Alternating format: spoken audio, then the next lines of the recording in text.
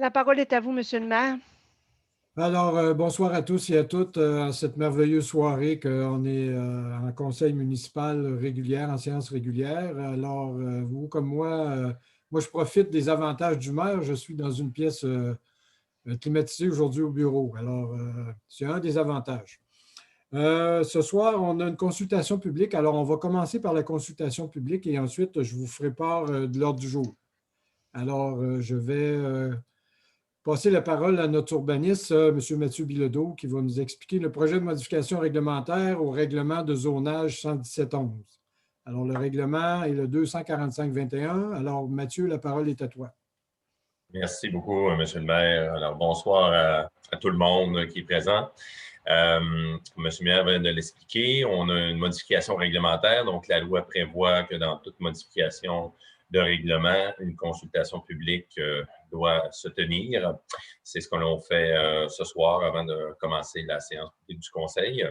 Donc, le règlement 245-21 est une modification à notre règlement de zonage général municipal, le 117-11. Ce règlement-là consiste à quoi principalement? On va le voir dans les prochaines minutes.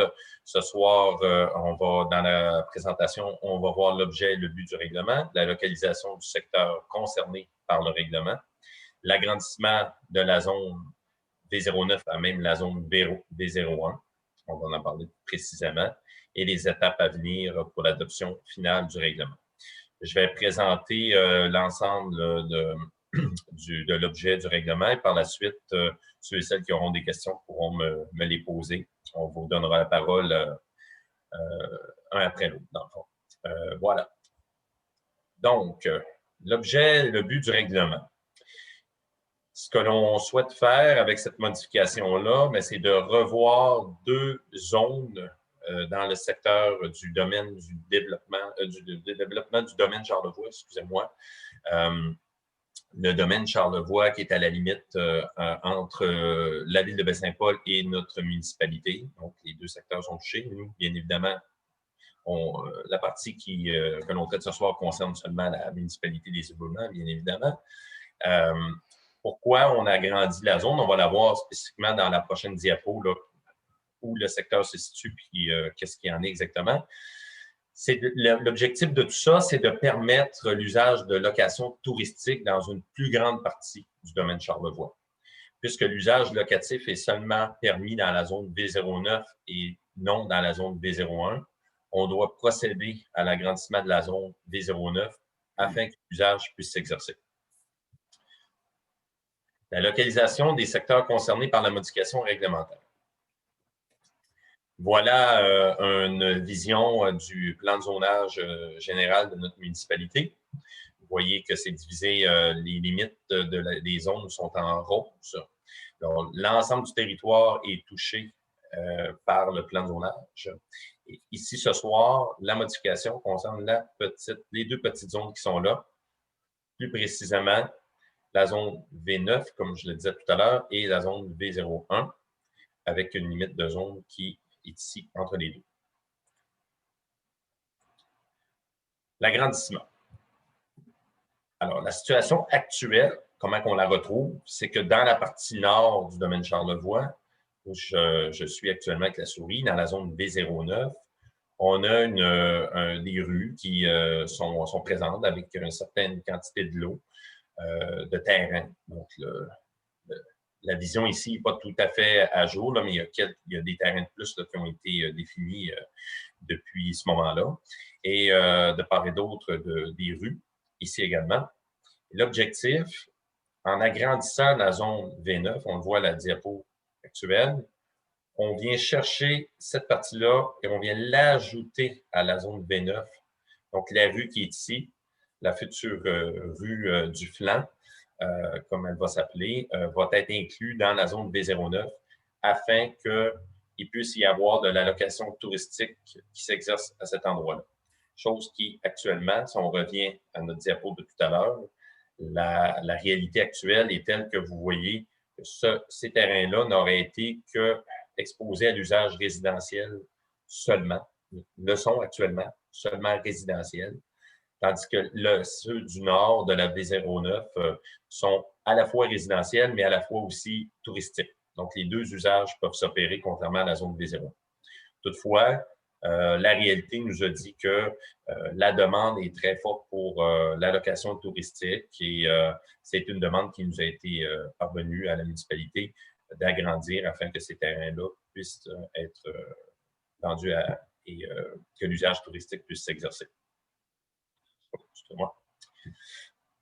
Voilà, donc c'est essentiellement ça le règlement. On ne touche pas à d'autres usages, on ne fait que agrandir la zone et pour, dans le fond, donner les usages actuellement présents dans V09 et les permettre sur une vingtaine de terrains supplémentaires.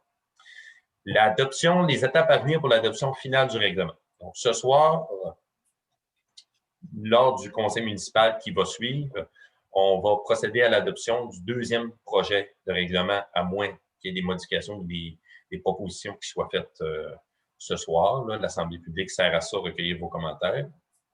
Si l'adoption du deuxième projet a lieu, par la suite, il va y avoir un processus référendaire qui va être ouvert, qui va être accessible.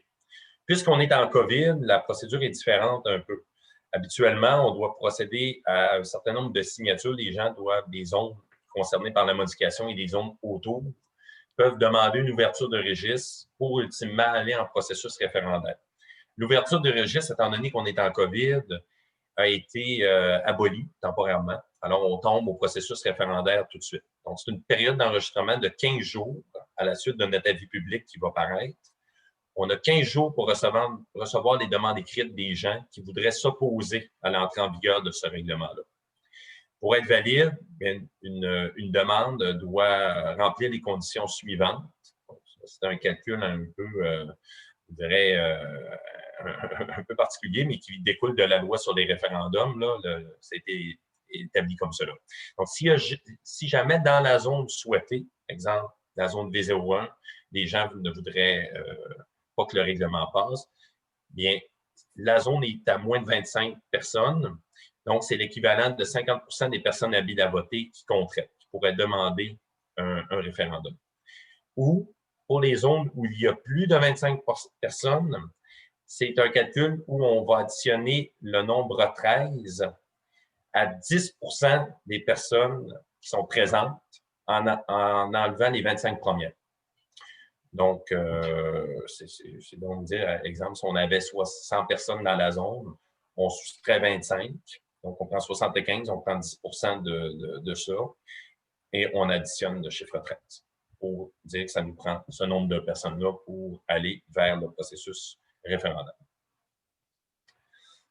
Si jamais il n'y a aucune demande qui nous est parvenue dans les 2 semaines suivant l'adoption du règlement, excusez-moi, suivant la parution de l'avis public, s'il n'y a aucune demande qui est reçue, on va pouvoir procéder à l'adoption finale à la séance du Conseil du 5 juillet 2021, donc la prochaine séance. Entre en vigueur par la suite le 15 juillet, étant donné le certificat de conformité de la MRC qui doit être donné. Si jamais les demandes étaient reçues et valides, il y a une possibilité de tenir un référendum. La municipalité a le choix, par contre, à cette étape-là, soit de continuer le processus référendaire ou de le laisser tomber si jamais elle juge qu'il y a, par exemple, beaucoup de personnes qui s'y opposaient. On n'est pas obligé d'aller en référendum, on pourrait arrêter le règlement tout simplement. Les gens qui sont concernés par cela, comme je disais tantôt, c'est les gens des zones touchées, donc V01, V09, qu'on voit ici tantôt, mais aussi les zones autour, donc les zones qui leur touchent, soit la zone F9 et la zone F02, qui entoure, V02, excusez-moi, qui entoure la zone V1 et V9. Pour vous donner un point de repère, ici, nous avons les Serres-Lacoste. Donc, c'est tous les gens qui habitent la zone du côté ouest des Serres-Lacoste jusqu'à la limite de l'entrée de la ville de Baie-Saint-Paul. Donc, les gens du domaine Charlevoix et secteur Connex.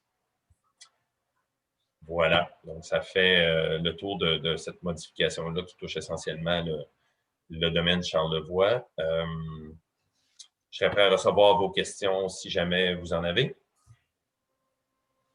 Juste prendre l'habitude, si vous avez des questions, de demander à Daniel, je pense Daniel, présenter la main en bas. Vous pouvez mettre la main ou soulever la main. Daniel va faire un plaisir de vous donner l'accès à votre micro.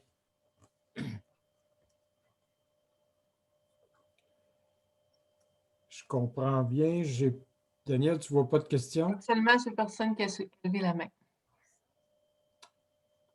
Est-ce que, alors, j'en conclus que c'était clair et puis on va présumer que nous, on va passer à l'adoption du deuxième projet et puis le processus que tu as expliqué va faire son chemin dans les 15 jours suivants. C'est ça, Mathieu? Hein? Oui, c'est en plein ça. Si jamais, entre-temps ou pour la suite, d'autres personnes avaient des questions, vous avez mes coordonnées sur le site Internet de la municipalité des Éboulements. Vous pouvez me rejoindre en tout temps là, durant les heures de bureau, durant la semaine. Je pourrais prendre vos questions et vous répondre. Tout autre sujet, n'hésitez pas à communiquer avec moi. Je vous remercie tout le monde de votre attention. Je vous donne la parole, M. le maire. Je souhaite une belle soirée à tout le monde. Merci, Mathieu. Merci. Alors, pardon. On va entrer dans le projet d'ordre du jour et puis la séance du Conseil ordinaire régulière du 7 juin 2021. Alors, je vais vous faire la lecture, mais ça devrait apparaître aussi à l'écran. Alors, on aurait la lecture et l'adoption de l'ordre du jour. Je vais attendre que ça puisse procéder. Et voilà, c'est partagé. Et voilà. OK, merci. Résolution pour la tenue de la séance par visioconférence. Bien, vous savez qu'on est encore en pandémie. Alors, d'adoption des procès-verbaux de la séance ordinaire du 3 mai et de la séance extraordinaire du 17 mai. Ensuite, on aura l'adoption des comptes, comme à l'habitude. En 5, présentation du rapport financier 2020 et du rapport de l'auditeur indépendant. En 6, adoption du deuxième projet du règlement 245-21 modifiant le règlement de zonage 117-11 de la municipalité afin d'agrandir la zone V09 à même la zone V01, ce qu'on vient de voir avec notre urbanisme. Adoption du règlement 242-21, règlement régissant les camions cuisine, ou en nommé food truck. Par la suite, l'adoption du règlement 243-21, règlement modifiant le règlement sur la qualité de vie, afin d'assurer le contrôle des campings dans les milieux publics. Je vais changer un petit peu. Bon, OK. Ensuite, dérogation, excusez-moi. Ensuite, nous aurions l'adoption du règlement 244-21, intitulé Règlement modifiant le règlement sur la gestion contractuelle. Ensuite, nous aurons la dérogation mineure 112-2021 dans le domaine Charlevoix. Numéro 11, dérogation mineure 113-2021 pour le lot 5 439 336. En 12, dérogation mineure 114-2021, 50 chemin de la Seigneurie. En 13, cession de la rue de développement, la Seigneurie des Éboulements. En 14, mandat de la ferme englobe études géotechniques pour évaluer la stabilité du talus de la phase 6 du développement de la Seigneurie des Éboulements. Ensuite, 15, une résolution pour nommer des membres du CCU, Comité consultatif d'urbanisme. 16, adoption du programme d'entretien et évaluation des débits des poteaux incendies. C'est je n'ai pas trouvé de mot. Les bornes fontaines. Bornes fontaines, c'est le mot que je cherchais.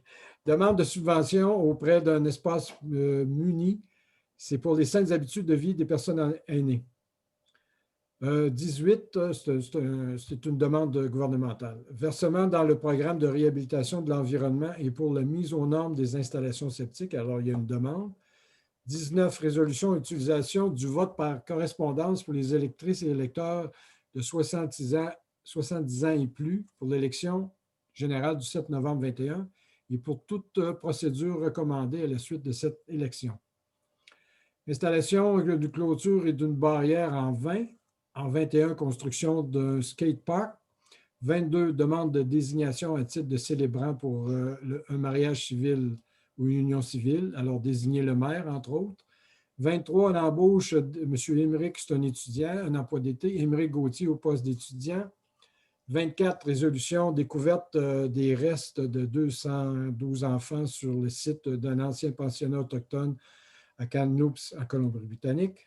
25, des motions de félicitations pour le garage mécanique des Chênes. En 26, des motions de remerciement pour le docteur Normand Poupard.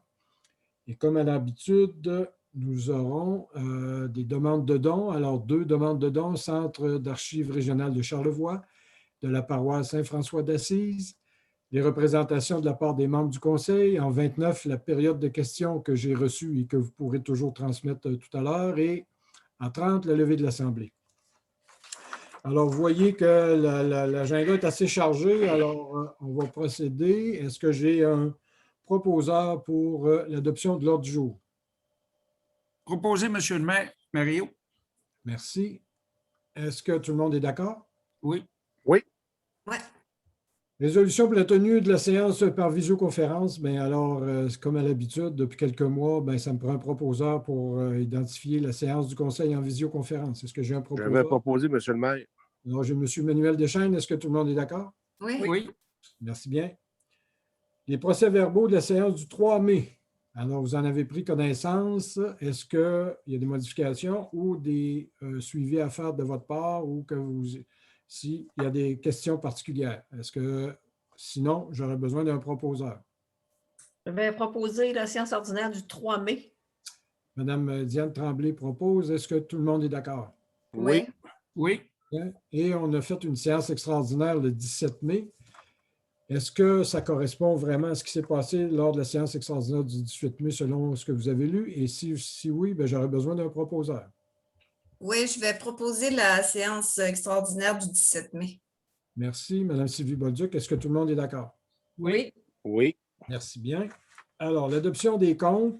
Alors, à chaque fois, on vous présente le total des comptes selon les comptes qui sont enregistrés dans la comptabilité. Alors, gestion financière et administration, on en a pour 24 504, sécurité publique pour 7 236, voirie, transport pour 62 895, éclairage des rues pour 1 205, l'aqueduc pour 4 376, l'assainissement des eaux pour 543 $, l'urbanisme pour 12 $, loisirs et culture pour 10 062 $, financière Banque nationale pour 4 497 $. On a eu des dons pour 177,53 $ et total pour ce mois-ci de 115 510 et 46 sous.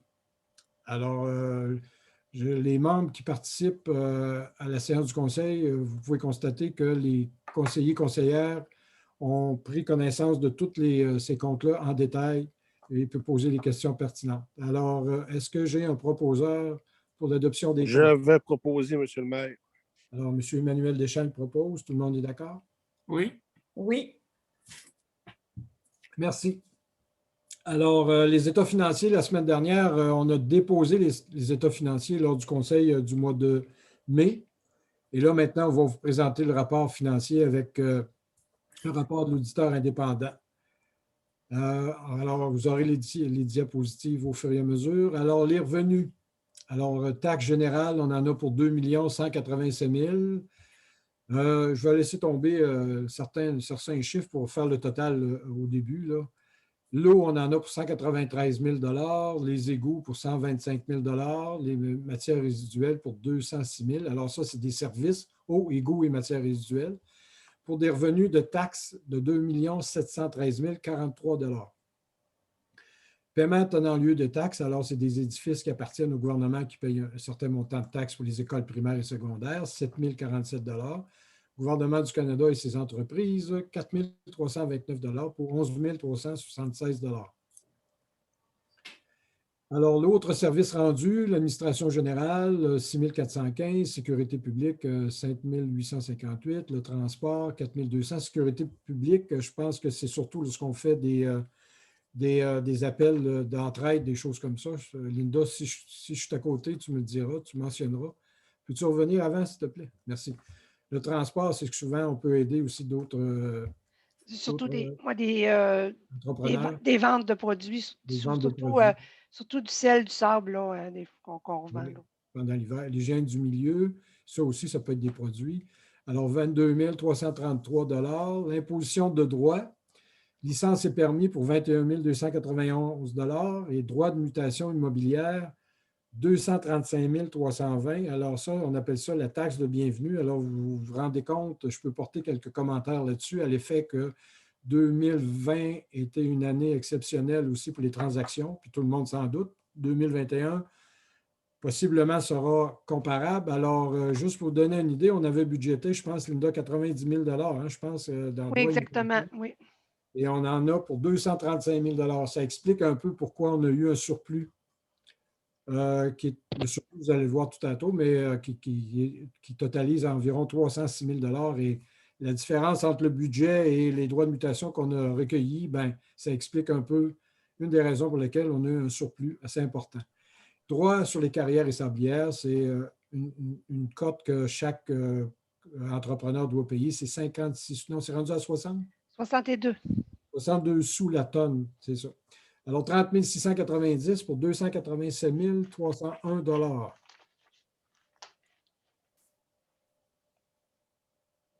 On serait des amendes et pénalités, 994 Ça, c'est la Cour municipale. Les intérêts sur les paiements en retard de taxes. Autre revenu, cession d'immobilisation. C'est un camion qu'on a vendu. Contribution des organismes municipaux, 780 alors qu'il donne 19 180 pour arriver à un revenu total. Ah, il y a eu tes transferts, pardon. Dotation spéciale de fonctionnement, 11 270. Subvention pandémie qu'on a reçue, chaque municipalité et MRC a reçu un montant. Alors, pour nous aider à payer les dépenses supplémentaires, 80 820 Alors, ça nous a donné une des raisons pour lesquelles aussi on a fait un surplus, c'est à cause de ce montant-là. 92 090. Transfert relatif à des ententes de partage de frais, les réseaux routiers. Alors, c'est des aides gouvernementales de différents programmes pour la voirie locale. La sécurité publique, on a eu une aide supplémentaire. Je pense que c'était pour la formation des pompiers. C'est tout ça? Oui.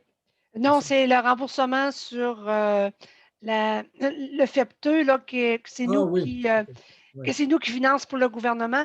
Donc, c'est la partie intérêt que le gouvernement nous rembourse. OK.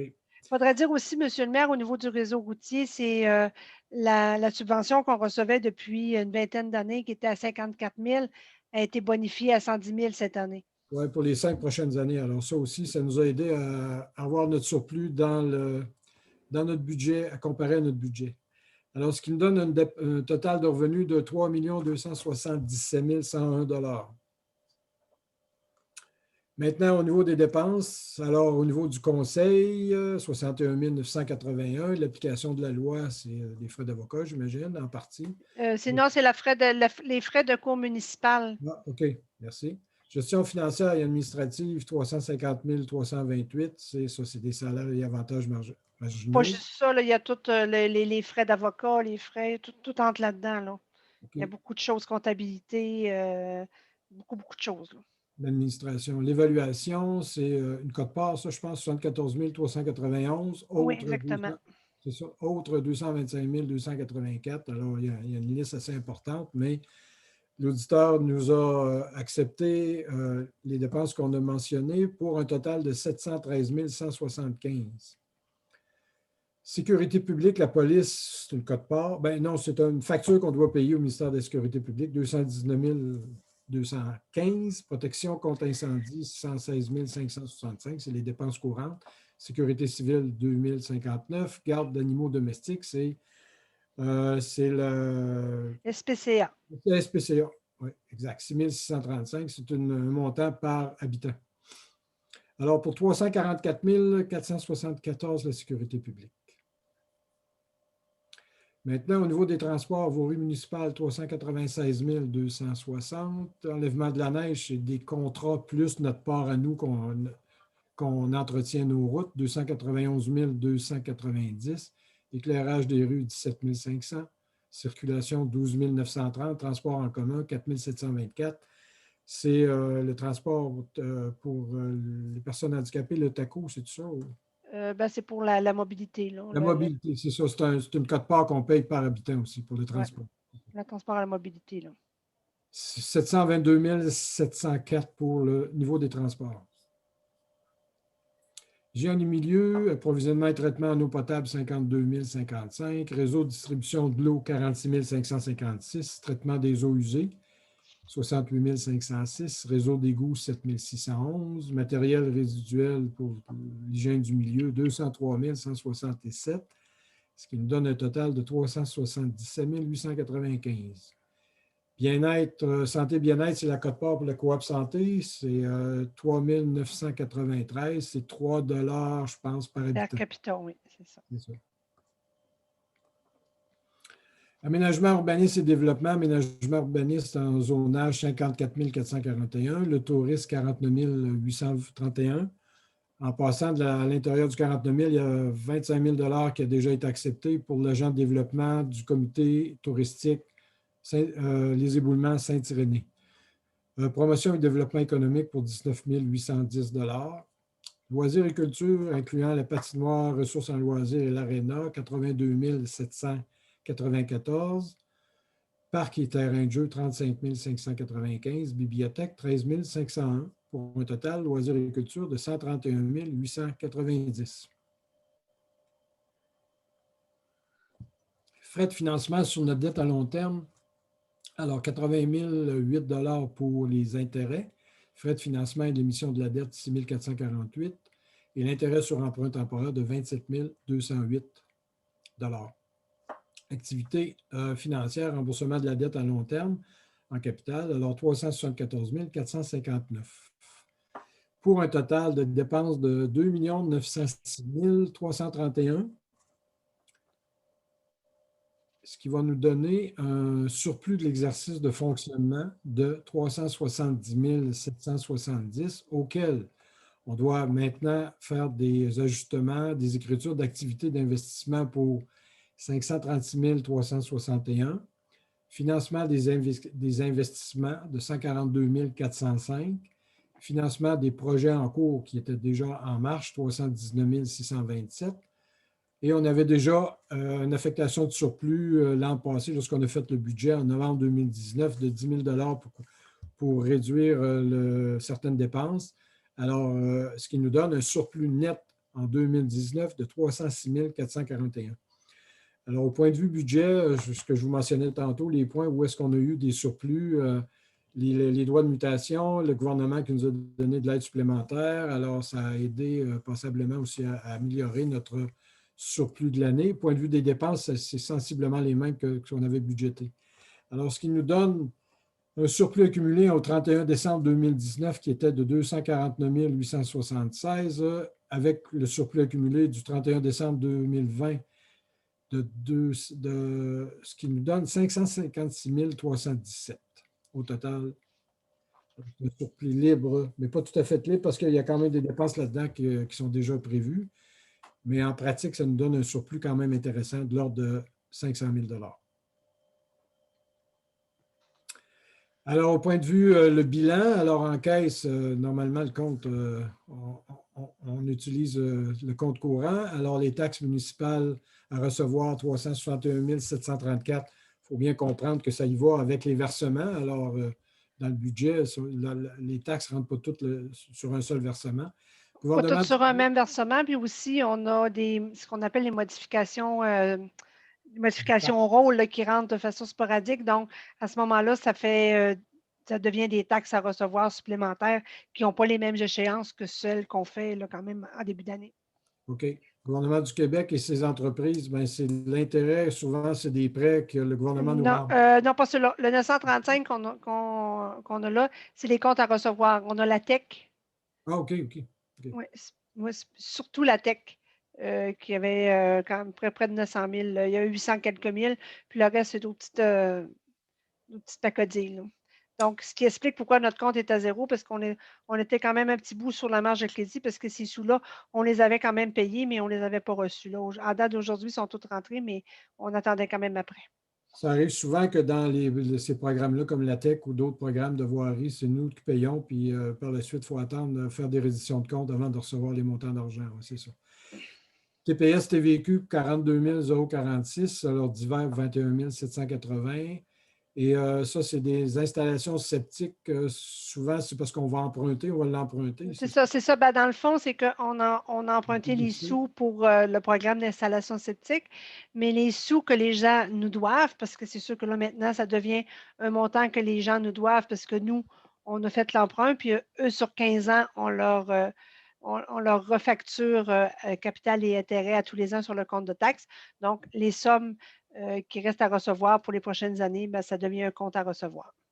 En passant, on avait emprunté autour de 500 000. Hein, 500 000, oui, c'est ça. c'est C'est ça ça. pour les installations C'est septiques. sûr que 72 000, c'est à peu près c'est l'équivalent qu'on a fait là, à l'automne. Là, on a commencé quelques-uns. Là, on avait 5 ou 6. Là, fait que c'est 72 000, mais là, c'est parti là, de plus belle. Là, fait que à toutes les prochaines séances du Conseil, on va sûrement avoir plusieurs choses, plusieurs montants qui vont s'accumuler. Alors, les débiteurs pour 1 433 534 et des actifs pour 1 433 534. Alors, on va aller voir maintenant côté passif. Insuffisance de trésorerie, 277 718, c'est la marge de crédit. Oui, c'est ça. Ben, non, c'est ça, c'est ce qu'on appelle les chèques. C'est ce qu'on appelle les chèques en circulation. Là. OK, mais était là, mais ouais, c'est ça. Non, mais on utilisait quand même une partie de la marge. Oui. Un temporaire, 700 300. Ça, c'est la marge de crédit. OK. Créditeurs et charges à payer, les fournisseurs en avaient pour 108 514. Salaires et avantages marginaux au 31 décembre, 183 665. Les organismes municipaux pour 1 396. Les revenus reportés pour 606. Et la dette à long terme pour 2 614 262. Ce qui nous donne un passif de 3 886 480 886 480. Alors, ce qui nous donne une dette de 2 452 946. On a des immobilisations pour 12 699 797. Alors, les propriétés destinées à la revente, on en a pour 1 116 $. Inventaire de fourniture, 92 579. Frais payés d'avance pour 36 224. Ce qui nous donne 129 969 pour un total de 12 829 766 et l'excédent accumulé de 10 376 820.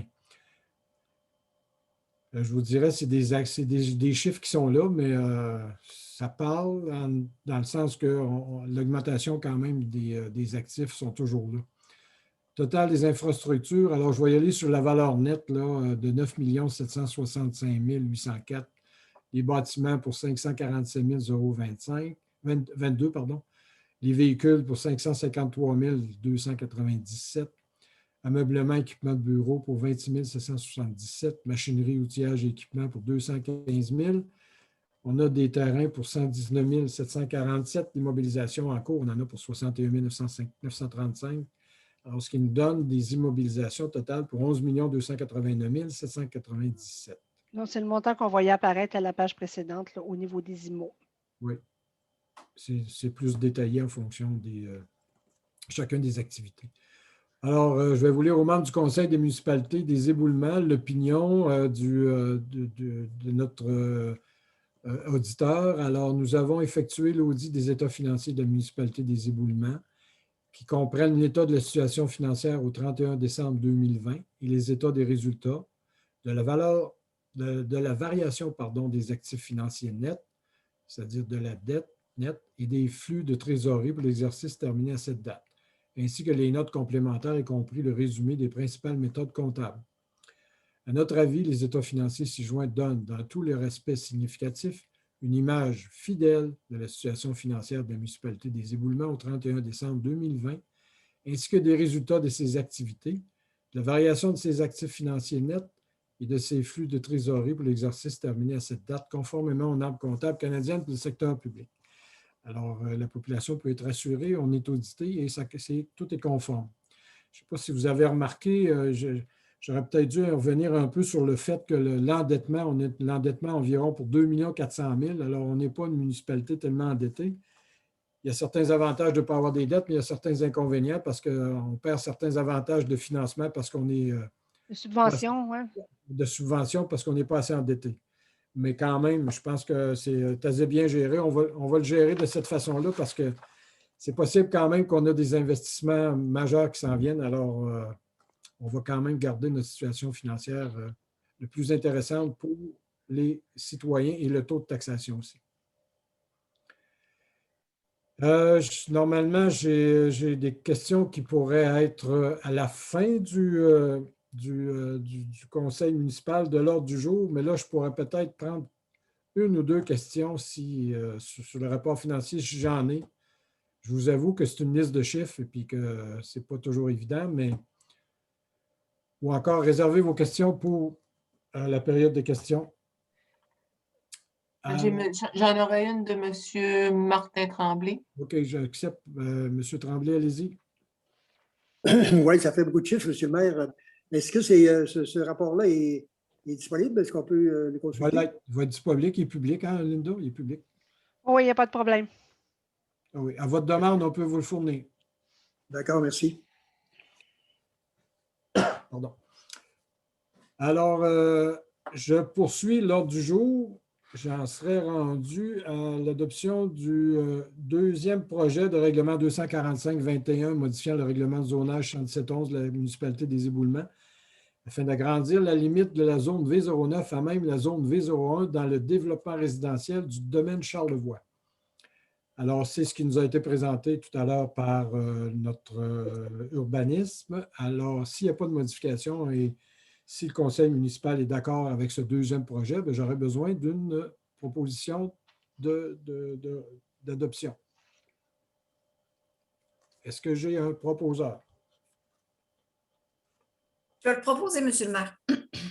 Merci. Mme Sylvie Bolduc propose. Tout le monde est d'accord? Oui. Oui. Diane, Mme Diane, je pense que ton micro est fermé. Je serais rendu maintenant à l'adoption du règlement 242-21 modifiant le zonage. Non. Monsieur le maire, pour revenir au point numéro 6, je suis contre cette proposition-là pour les raisons que j'ai déjà mentionnées, à l'effet que les résidents de la zone résidentielle de la zone 01, en fait, ont acheté des terrains à fort prix. Je reviens là-dessus. Et maintenant, ils se retrouvent en zone comme touristique, en fait, de location touristique. Alors, c'était la raison pour laquelle j'étais contre ce projet-là. OK. Alors, je repose ma question dans le sens que Sylvie t'avait proposé.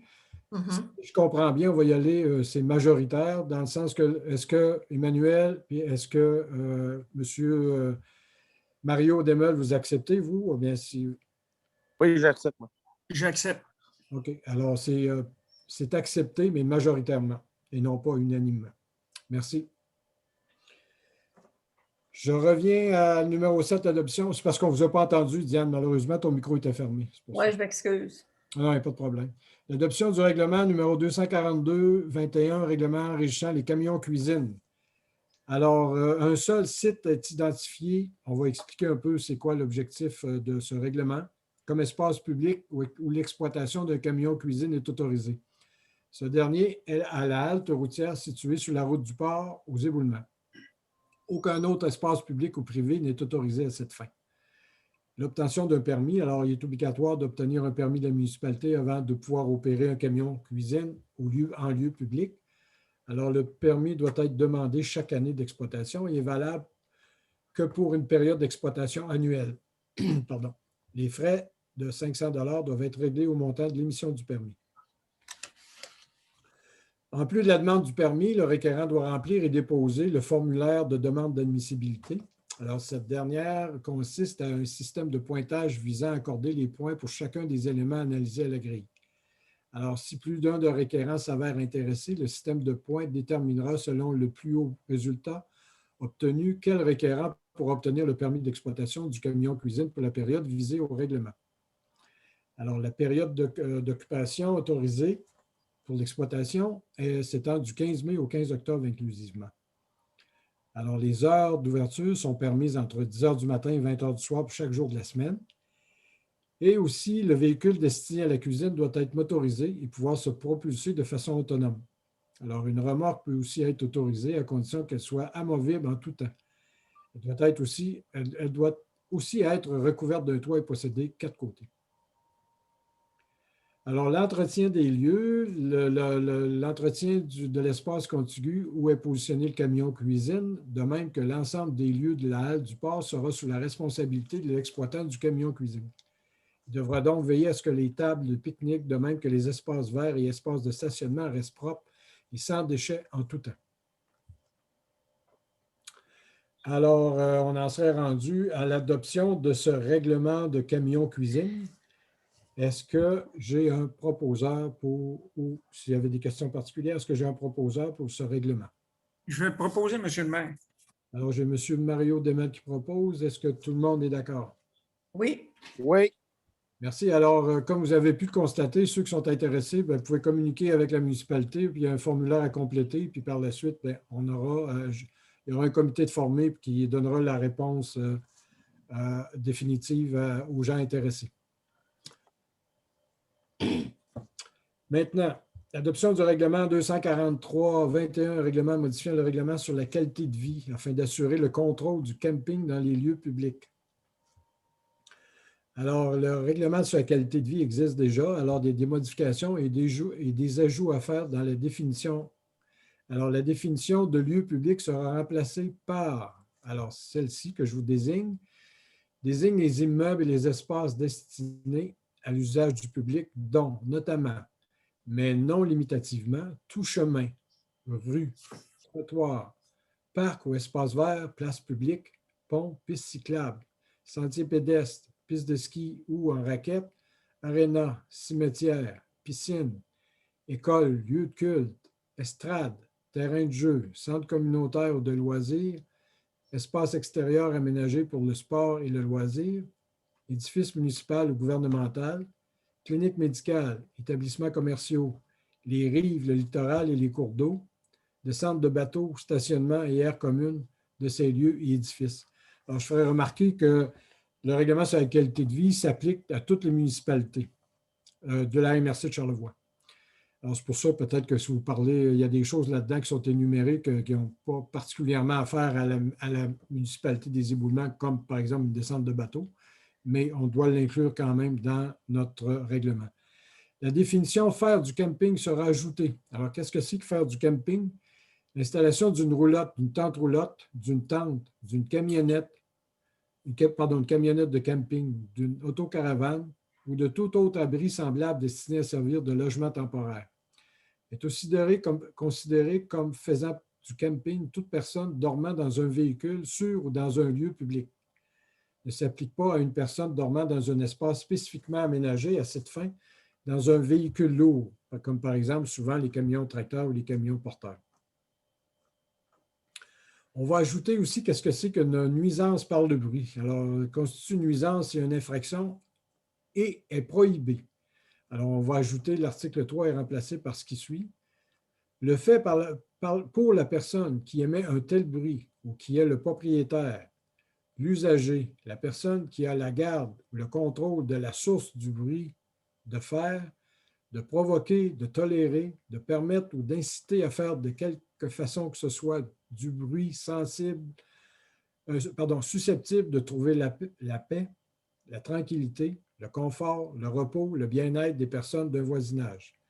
Il en est de même du fait du propriétaire ou du gardien d'un bien, incluant un immeuble, de ne pas prendre les mesures nécessaires afin que ce bruit ne soit pas provoqué et généré.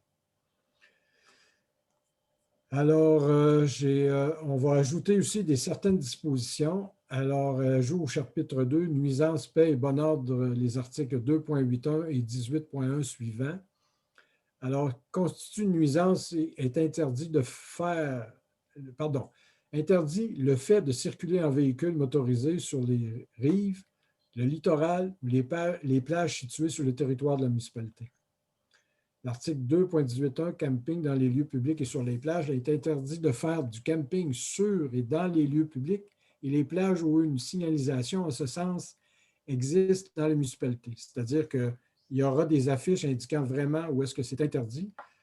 Ce qu'on prétend, c'est que d'après la définition des lieux publics qu'on vous a dit tantôt, s'il n'y a pas d'affiche, alors c'est permis, ce sera permis, selon la municipalité, de pouvoir faire du camping. Oui, c'est ça, mais disons qu'avec la définition qu'on a, il ne reste plus. Il ne reste plus grand espace ici aux éboulements, mais je sais qu'il y a des municipalités qui vont le permettre sur certains sites, alors ça va être indiqué différemment. Mais ici, dans l'espace, là, on n'a pas, ben, vous ne pouvez pas sur les plages, vous ne pouvez pas dans les lieux publics qu'on vous a énumérés tantôt, alors il n'y a pas grand place possible, sauf dans les campings permis déjà, avec déjà où est-ce que l'usage est permis.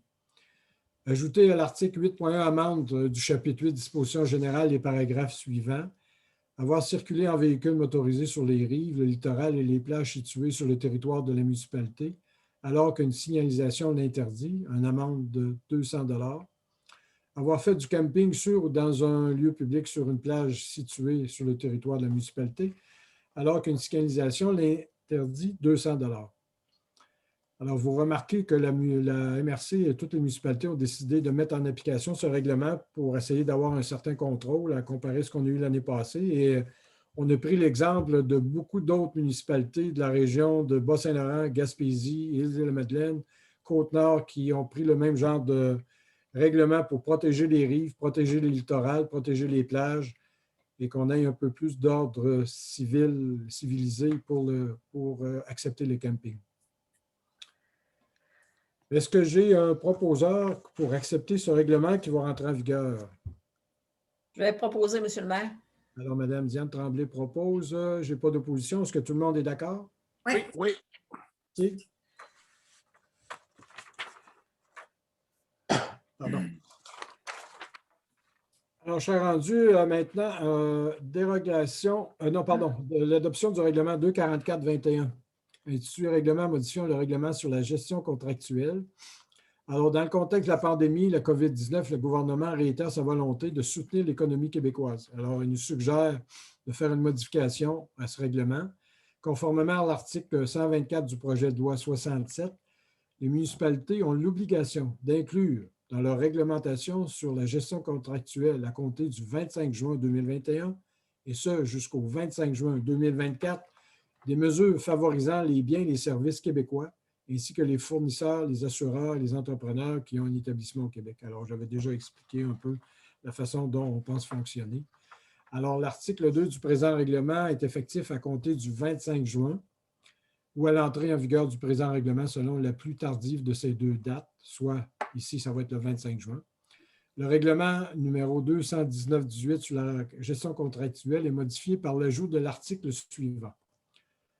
Sans limiter les principes et les mesures énoncées en matière de rotation des fournisseurs prévus au présent règlement déjà, dans le cadre de l'octroi de tout contrat qui comporte une dépense inférieure au seuil décrété de la dépense d'un contrat qui ne peut être adjugé qu'après une demande de soumission publique, la municipalité doit favoriser les biens et les services québécois, ainsi que les fournisseurs, les assureurs, les entrepreneurs qui ont un établissement au Québec.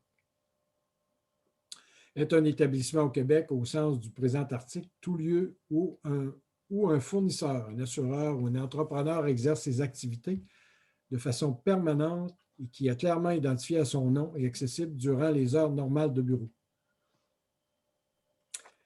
Alors, ce qui constitue le règlement 244... il y a encore il y a encore un petit. Sont des biens et services québécois, des biens et des services dont la majorité, leur conception, fabrication, assemblage ou leur réalisation sont faits en majorité à partir d'un établissement situé au Québec.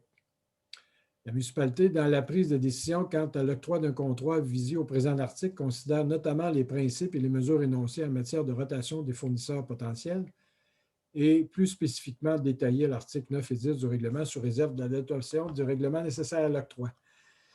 Alors, on a l'obligation d'aller en rotation généralement si on a quelques entrepreneurs qui sont en place pour... la réglementation est déjà là.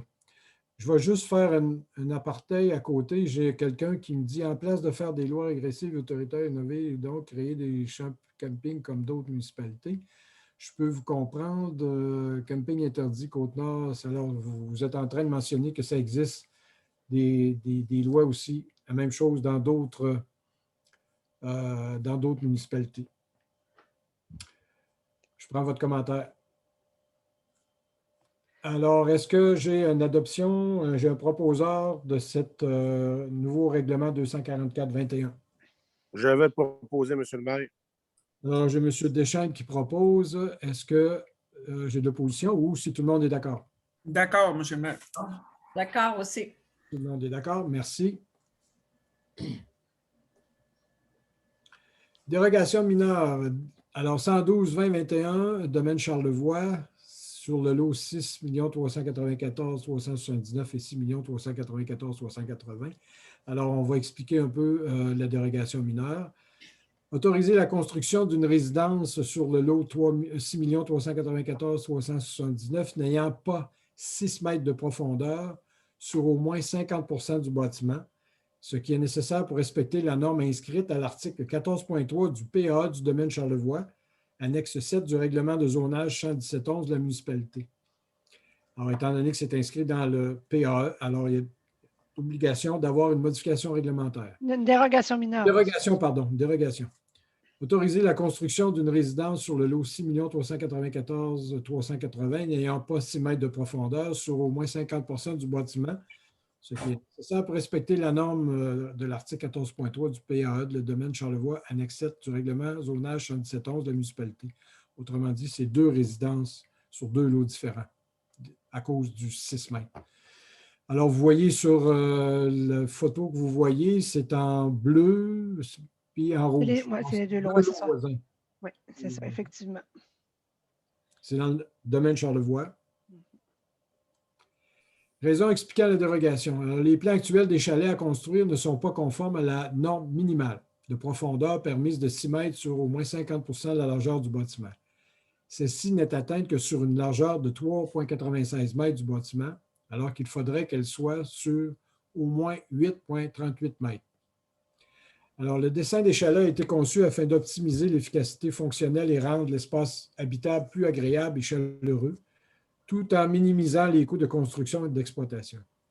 L'augmentation de profondeur serait plus une perte d'espace qu'un gain, car elle représente simplement un aire supplémentaire non utile à l'espace de vie des chalets et occasionnerait une augmentation des coûts non utiles et non souhaités. Alors, finalement, la conservation d'une bande forestière de plus de 50 mètres entre la rue du Vallon et les chalets feront en sorte qu'ils seront peu visibles aussi. Alors, vous voyez, le 3,96 mètres, c'est les flèches vertes et normalement, la profondeur non respectée. Alors, c'est ça. Ici, on a 0,4 mètres au lieu de 6 mètres sur 3,96 mètres. C'est ça. Et de ce côté-là, on a 5,48 au lieu de 6. C'est une différence aussi de ce côté-là. Cette partie-là ici, ben là, on le respecte là, dans le reste du bâtiment. Alors, donc, comme on voit quand on disait la bande, là, le chemin il est ici, donc c'est vraiment assez, c'est quand même assez loin du chemin aussi là, qui va être construit de ces maisons-là.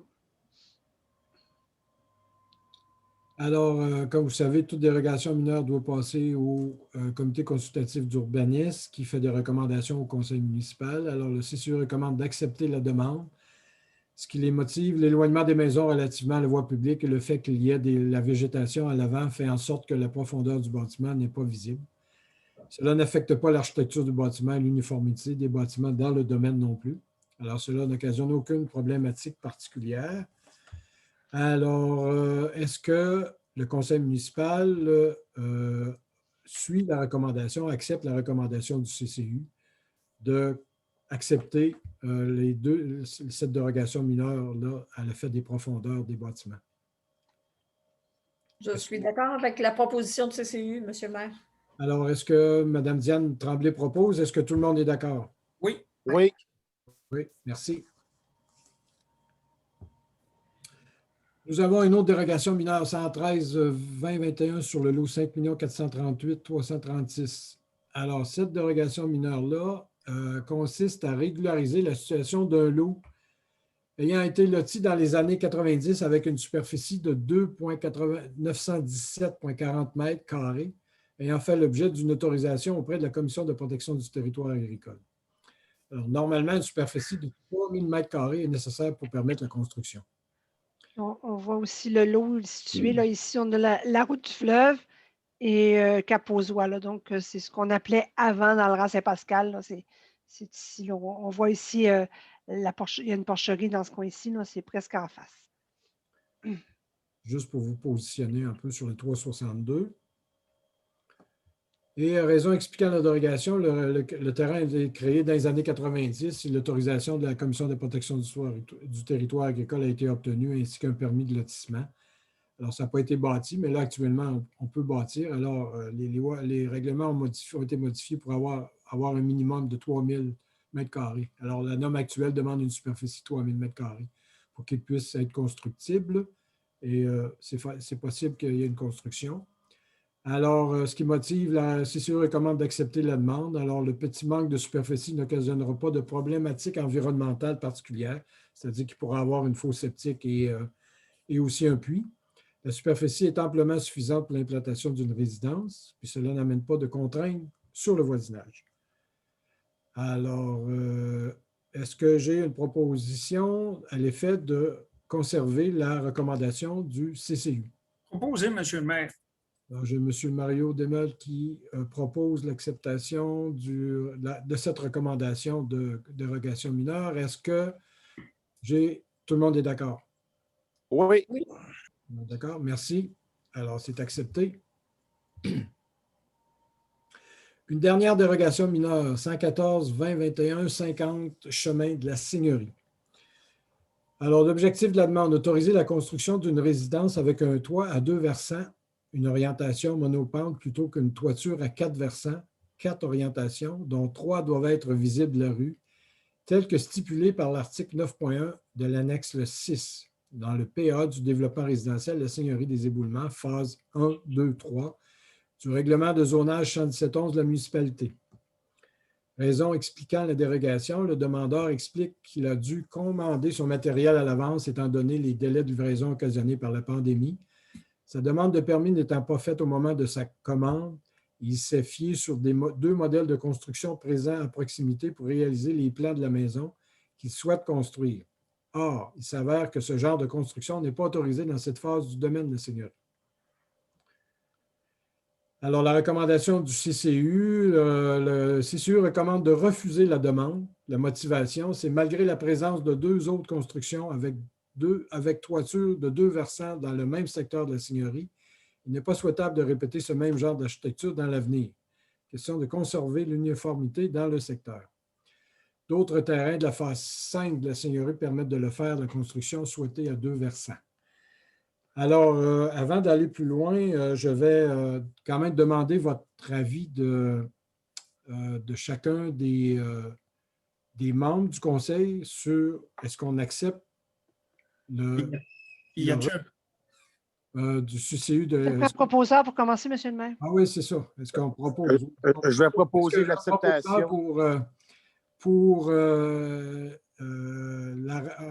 D'accepter la recommandation du CCU de refuser. Moi, M. le maire, je vais proposer d'accepter la demande, d'aller contre le CCU, d'accepter la demande. Je vais y aller à tour de rôle dans ce cas-là. Diane Tremblay, je suis d'accord avec la dérogation mineure, alors j'irai à l'encontre de la recommandation du CCU également. OK. M. Mario? Moi, M. le maire, je suis contre. Je voudrais accepter la recommandation du CCU et je m'explique. C'est quand même un monsieur d'expérience qui connaît les règlements. Il ne demande pas de permis. Plusieurs mois à l'avance, il commande le matériel. Je trouve ça un petit peu ridicule. Il y en a 2. Il devrait quand même s'informer pourquoi il y en a 2. Ça a été des erreurs. On ne corrige pas une erreur, 2 erreurs en faisant une autre. C'est pour ça que je suis contre que le monsieur ait sa demande. Mme Bolduc? Moi aussi, je suis contre la demande pour les mêmes raisons que M. Mario vient de dire présentement. Alors, je suis contre. Bon, dans pareille situation, si vous remarquez, ce soir, on avait déjà un siège vacant par rapport à un conseiller qui a remis sa démission étant donné qu'il n'est plus résident. Et il nous manque un conseiller ce soir, M. Johnny Gauthier, qui ne pouvait pas être présent. Alors, étant donné que j'ai 2 personnes pour et 2 personnes contre, c'est normalement, je peux utiliser mon droit de veto. Alors, ce que je pense que, parce qu'on est quand même venu à une discussion par rapport à ce sujet-là, alors moi, je vais pencher pour accepter cette dérogation mineure. Par contre, on va probablement, fort probablement reviser le PAE à ce niveau-là, parce que ce n'est pas la première demande qu'on a par rapport au toit. Il semble que ça cause certains problèmes d'interprétation. Alors, à ce moment-là, je pense que le conseil municipal va travailler pour essayer de faire modifier la réglementation pour que ce soit plus clair. Parce que, Linda, si tu peux revenir un peu sur l'objectif, là, je vais vous lire un peu ce qu'il y avait de marqué. Tu sais, l'autre précédente. Si vous lisez, là, ce n'est pas toujours évident. Là, je vais le relire avec vous. La construction d'une résidence avec une toiture à 2 versants, une orientation monopente plutôt qu'une toiture à 4 versants, 4 orientations, dont 3 doivent être visibles de la rue, tel que stipulé. Alors, souvent, ce libellé-là, il y a beaucoup d'interprétations. Alors, on va tenter, dans le PA du développement, de le spécifier puis de le modifier parce que ça arrive trop fréquemment. Puis je pense que les membres du conseil sont d'accord là-dessus. Puis il y a la réalité d'aujourd'hui aussi, n'est pas la même qu'en 2008, là, au moment où… Exactement. Le fait que ce n'est pas permis dans la phase 1, 2, 3, puis c'était permis dans la phase 4 et 5. Alors, je pense il y a besoin d'ajustement de ce côté-là. Alors, c'est pour ça que j'utilise mon droit de veto, puis j'accepte la demande de dérogation, contraire à ce que le CCU peut recommander. Merci. Là, maintenant, on serait rendu à 13, développement de la seigneurie des éboutements, la cession des rues. Alors, c'est identifié, Linda, je vais te laisser aller. Oui, donc on a, une entente promoteur qui dit que, bon, quand le terrain il fait l'asphalte, après ça, on paie le montant de l'asphalte pour que ça devienne une taxe de secteur. Et après une phase de gel et de dégel, après que ça a été pavé, on est prêt à reprendre les rues. Donc, nous allons reprendre la promenade des Censitaires. Il y a ici une petite parcelle de l'eau qui est adjacente là, au parc, qui restait là, au nom d'un investissement, donc on va l'ajouter à notre parc. On a ici, ça c'est une servitude de drainage qui est là, ici. C'est de Marie-Roussin vers Pierre-de-Salle.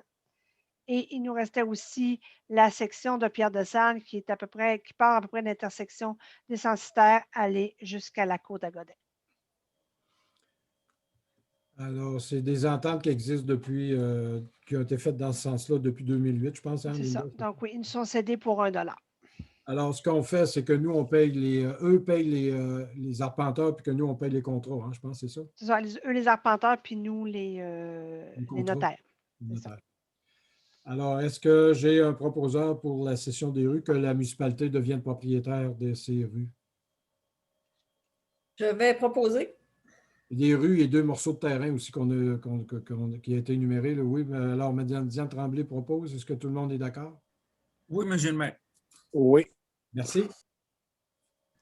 On en serait rendu maintenant à un mandat à la firme englobe l'étude géotechnique pour évaluer la stabilité du talus de la phase 6 du développement de la seigneurie. Alors, ça a été demandé, le conseil municipal, avant d'accorder la phase 6, on a demandé une étude géotechnique. Alors, ça a été donné à la firme qui s'appelle la firme Englobe au montant de 35 870 $ avant taxe. Et en passant, ces gens-là étaient là cette semaine. Alors, on n'a pas refusé, étant donné que ces gens-là étaient disposés de le faire cette semaine, on a accordé à la firme de le faire, puis sachant bien qu'on a eu des discussions entre membres du conseil et puis qu'on acceptait la demande. L'offre, c'est-à-dire le mandat qui nous a été offert par cette firme-là, au montant de 35 870 $ ce soir. Alors, est-ce que j'ai un proposeur pour rendre ça tout uniforme et conforme? Est-ce que je pourrais simplement ajouter, M. le maire, que c'est une contre-expertise, en fond, dont on a besoin? Oui, entre autres, c'est ça. Oui, c'est ça. On avait déjà reçu une expertise venant des promoteurs. Donc, c'est une contre-expertise, mais qui va encore plus loin que l'expertise que le promoteur avait faite. on pousse encore plus loin que qu'est-ce qu'on avait reçu là, du promoteur en tant qu'expertise. Alors, ça, c'est dans le but, c'est toujours avant d'accepter la phase 6, là, puis le PA aussi, là. Alors, est-ce que j'ai un proposeur pour accorder à cette firme-là ce mandat-là? Je vais le proposer, Monsieur le maire.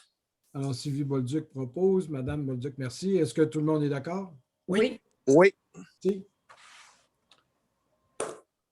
Résolution membre du CCU. Alors, le CCU, durant les années impaires, c'est les sièges pairs que les membres du CCU doivent renouveler leur mandat.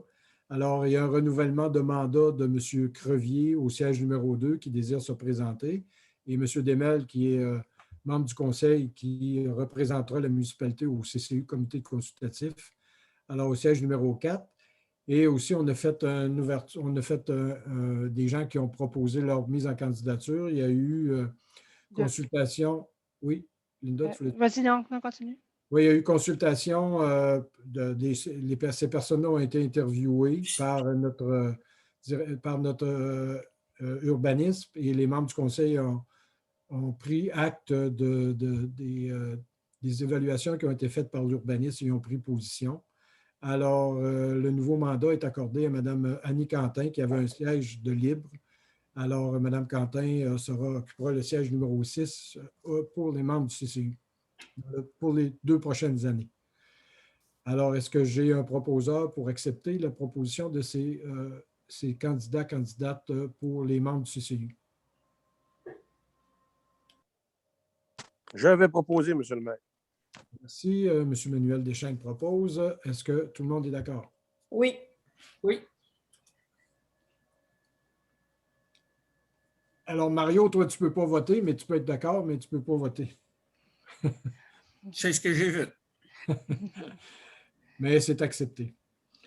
L'adoption du programme d'entretien et d'évaluation des débits des poteaux d'incendie, des bonnes fontaines. Alors, Linda, tu peux me donner un petit peu. En fait, je peux quand même le dire, c'est que le schéma de couverture de risque nous oblige à avoir un programme d'entretien. Alors, on en est rendu là, c'est ce qui comprend des registres pour mesurer la pression, identifier aussi l'état général de chacune des bonnes fontaines avec des numéros. Alors, on est obligé d'adopter un programme dans notre schéma de couverture de risque. Alors, on en est rendu là. Schéma de couverture de risque, on est rendu à la 2e année de ce schéma-là. Oui. C'est un schéma de 5 ans, c'est ça. Alors, c'est l'adoption de ce programme qui identifie toutes les mesures à prendre avec les formulaires et les obligations du service incendie à considérer. Et on a l'aide aussi du préventionniste dans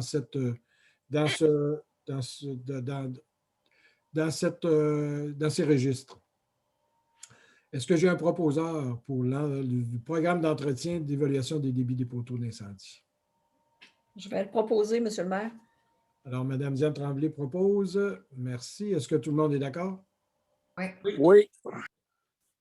Alors, une demande de subvention auprès d'Espace Muni, saines habitudes de vie chez les personnes aînées. Alors, c'est un programme qui vient d'arriver et qui est offert à cause de la COVID. Alors, étant donné l'année un peu difficile qu'on a eue pour les personnes âgées qui n'ont pas beaucoup profité des rencontres ou des comités qui existaient, alors cette demande de subvention-là permettrait au camp de manoir qui pourrait utiliser ces cuisines à l'effet de, je vais vous montrer ça, de favoriser l'acquisition de maintien des saines habitudes de vie chez les personnes aînées. Alors, ce qu'on pense faire, c'est... Il ne faut pas oublier aussi qu'il faut que ce soit fait, c'est la municipalité qui fait la demande, mais il faut que ce soit fait en partenariat absolument avec une OBNL. Alors, en fait, le camp de manoir est bien positionné avec sa cuisine et les personnes qui s'en occupent. Alors, ce qu'on désire faire, c'est tout simplement permettre d'avoir des repas en groupe et aussi permettre aussi à l'effet de donner des capsules. conseils, des capsules, c'est ça, des capsules et des conseils sur l'importance de l'alimentation rendue à un certain âge, ou en tout cas en particulier, et aussi avoir des recettes qui permettent d'utiliser les produits locaux. Alors, cette activité-là aurait lieu une journée par semaine pendant 5 semaines. Alors, il y a un budget de 7 600 $ autour. Alors, c'est une demande, puis on pense que notre municipalité peut être admissible. Alors, on fait avec la FADOC et les clubs des fermières pourront aussi participer. Alors, c'est une activité qui aurait lieu à l'automne prochain. Donc, et c'est subventionné à 100 À du 100 montant. exactement. Merci de spécifier. Alors, est-ce qu'on va dans ce sens-là pour bénéficier de l'aide qui nous est accordée? Est-ce que j'ai un proposeur, s'il vous plaît? Posez, monsieur le maire. Oui, alors j'ai M. Mario Demel qui propose. Est-ce que tout le monde est d'accord? Oui. Oui. Oui. Merci bien. Alors, on a jusqu'au 18 juin de présenter la demande. Versement dans le programme de réhabilitation de l'environnement pour la mise aux normes de l'installation septique. Alors, on a une demande, puis Linda, tu vas me dire c'est quoi le montant? C'était 7 000 je sais pas. C'est 6 257 $. OK. Alors, c'est comme on a expliqué un peu en présentant les états financiers. Alors, il a déjà complété le formulaire qui correspond à notre programme. Alors, c'est d'accorder ce montant d'argent-là à la personne ou au propriétaire qui a mis aux normes ses installations septiques. Est-ce que j'ai un proposeur pour le montant qui a été mentionné? Oui, je vais te proposer, monsieur le maire. Alors, Sylvie Bolduc, Mme Bolduc propose. Merci. Est-ce que tout le monde est d'accord? Oui. Oui. Oui. Bien. Alors, le vote par correspondance. Alors, vous avez vu que ça a été passé. Linda, je vais te laisser aller pour les élections. Oui, donc c'est ça, c'est pour permettre là, aux prochaines élections de novembre prochain, aux gens de 70 ans et plus et ceux aussi qui ont des problèmes de mobilité, à pouvoir accéder au vote par correspondance. Actuellement, nous, on offre le vote par correspondance, mais le vote par correspondance doit être offert seulement aux non-résidents.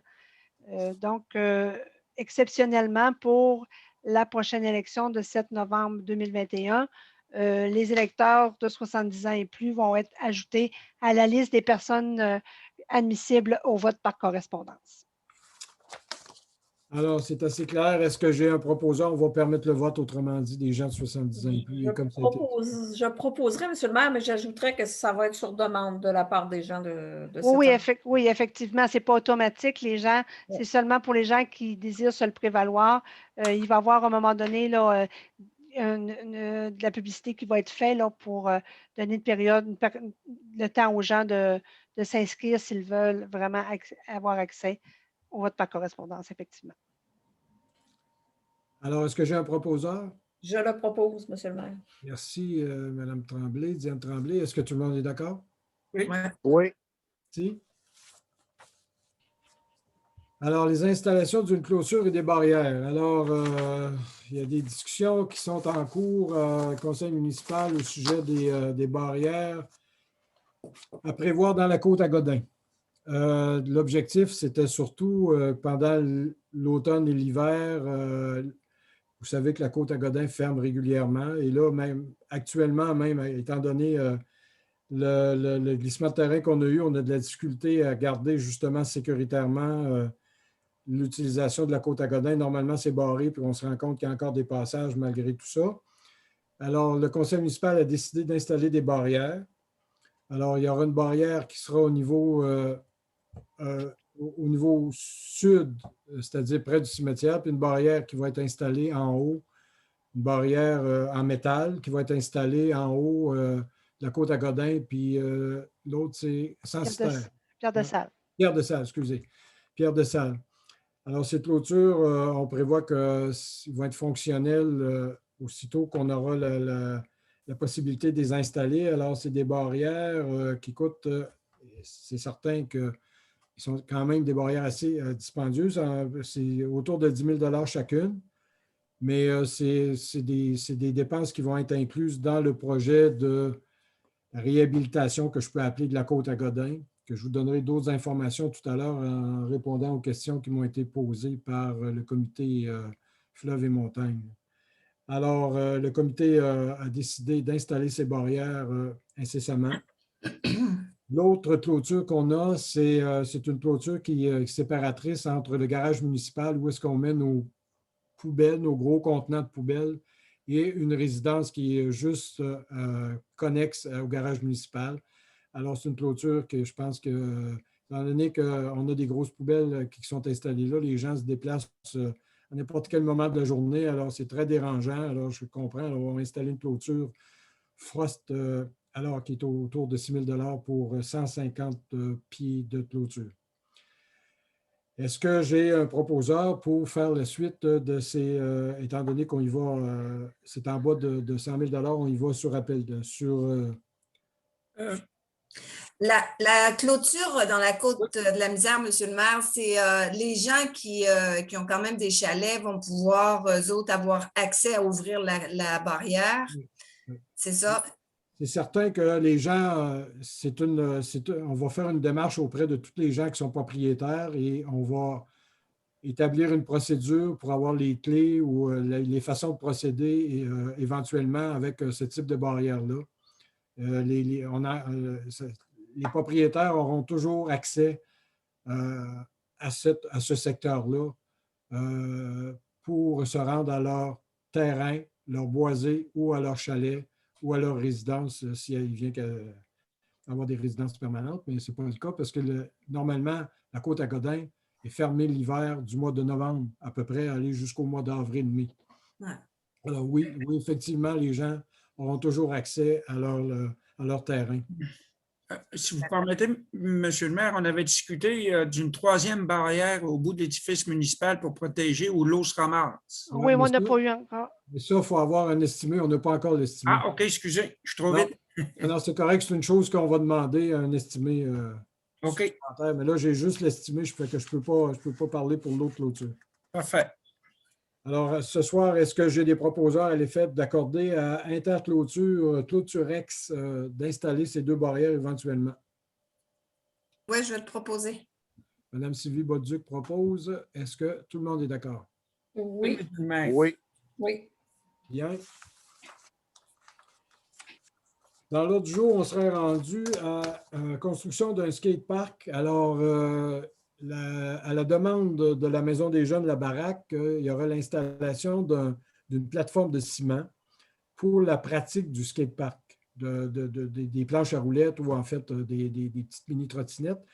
La Baraque a obtenu du financement de divers partenaires, dont la municipalité et d'autres partenaires, à l'effet de construire, d'avoir des modules à cet effet. Alors, ce skatepark se situerait tout juste à côté de la patinoire. Normalement, où est situé le jeu de pétanque. Le jeu de pétanque va être relocalisé à un autre endroit qu'on va spécifier un petit peu plus tard. Et à l'effet de construire cette plateforme de ciment, le coût est estimé à 27 187 avec les taxes, mais étant donné que la municipalité pourra utiliser son camion puis certains travaux qu'on va faire à l'interne, alors on pense qu'avec le budget qu'on avait prévu de 25 000 on pourra construire cette plateforme de ciment. Il faut mentionner que c'était déjà prévu dans le budget parce que chaque municipalité reçoit 20 000 du fonds éolien. Alors, on utilise une partie du fonds éolien de 2019 et 2020 pour construire ce qui nous restait encore en 2019 et on a utilisé 2020 pour construire cette plateforme pour nos jeunes. Et peut-être qu'on pourra faire aussi un petit sentier de cross-country vélo. De BMX, oui. BMX un petit peu plus loin, en arrière de la patinoire, dans l'ancien terrain de balle. Alors, on pense que notre participation est importante et puis c'est déjà prévu dans le budget. Et puis, c'est pour nos jeunes. Alors, est-ce que j'aurais une proposition positive pour la construction d'un skatepark? Je vais proposer, Monsieur le maire. Merci. M. Manuel Deschênes propose. Est-ce que tout le monde est d'accord? Oui, Monsieur le maire. Oui. Merci. Madame Bolduc, votre micro est fermé. Oui. Non, c'est correct. J'ai pu comprendre que tu étais d'accord. Oui.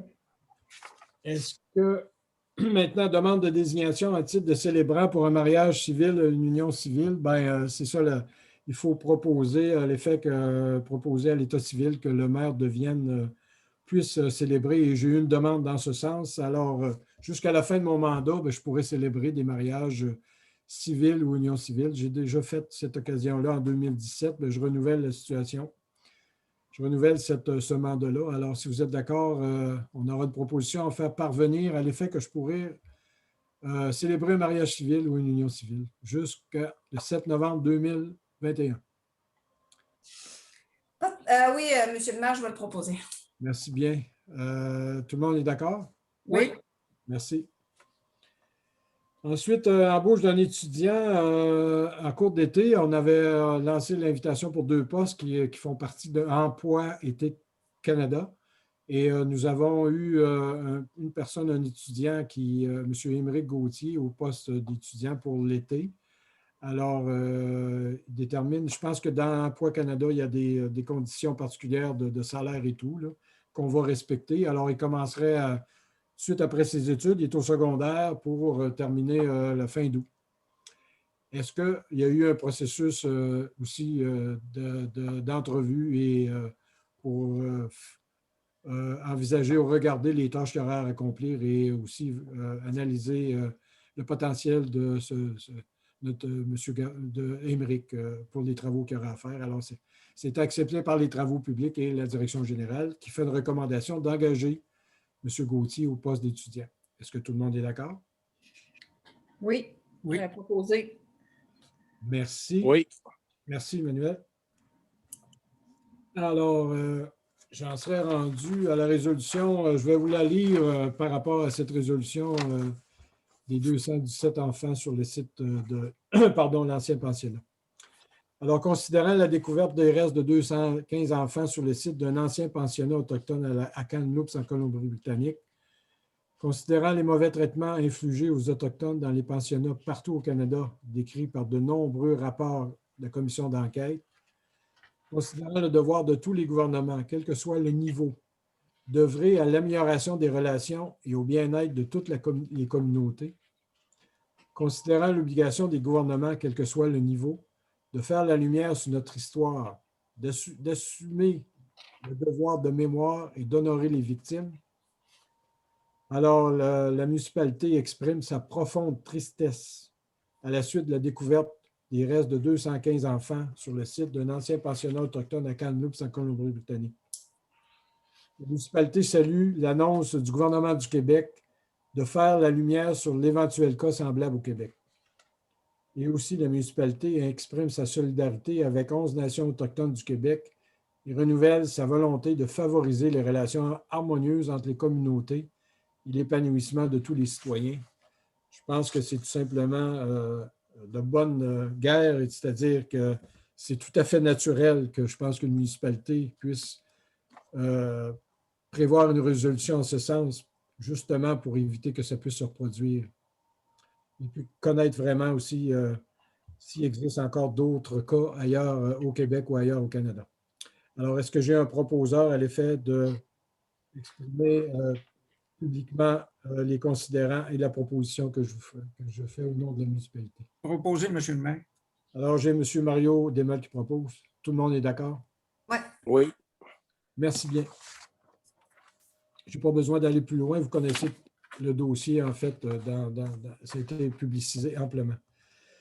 Mention de félicitations au garage mécanique des Chênes. Alors, le garage mécanique des Chênes va changer de propriétaire et c'est la fin pour la 2e génération. Alors, c'est tout à fait normal qu'à un moment donné, je pense que la municipalité, après 58 ans de 2 générations qui ont passé dans... C'est un garage qui était déjà là, qui était connu. Ça faisait partie, on pourrait dire, de la communauté. Alors, c'est une habitude de la municipalité de reconnaître, de féliciter pour l'engagement auprès des citoyens d'avoir une entreprise qui a duré.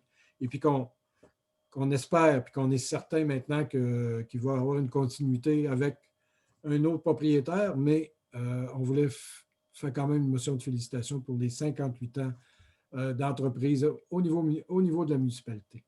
Est-ce que j'ai un proposeur? Je vais le proposer, M. le maire. Merci, M. Emmanuel Deschênes.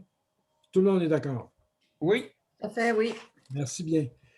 Une autre motion de remerciement. Ben, vous avez tous vu que le docteur Poupard, après je ne sais pas combien d'années, là, je pense que ça fait une vingtaine d'années qu'il est. Un peu plus qu'une vingtaine d'années. un peu plus Pour moi, qu'une pas vingtaine loin de 25. Là. qui est médecin et qui pratique dans notre municipalité. Alors, même la municipalité, depuis quelques années, ont payé une partie du loyer pour le conserver dans nos murs, dans notre localité. Mais avec le temps, M. Poupard prendra sa retraite très bientôt.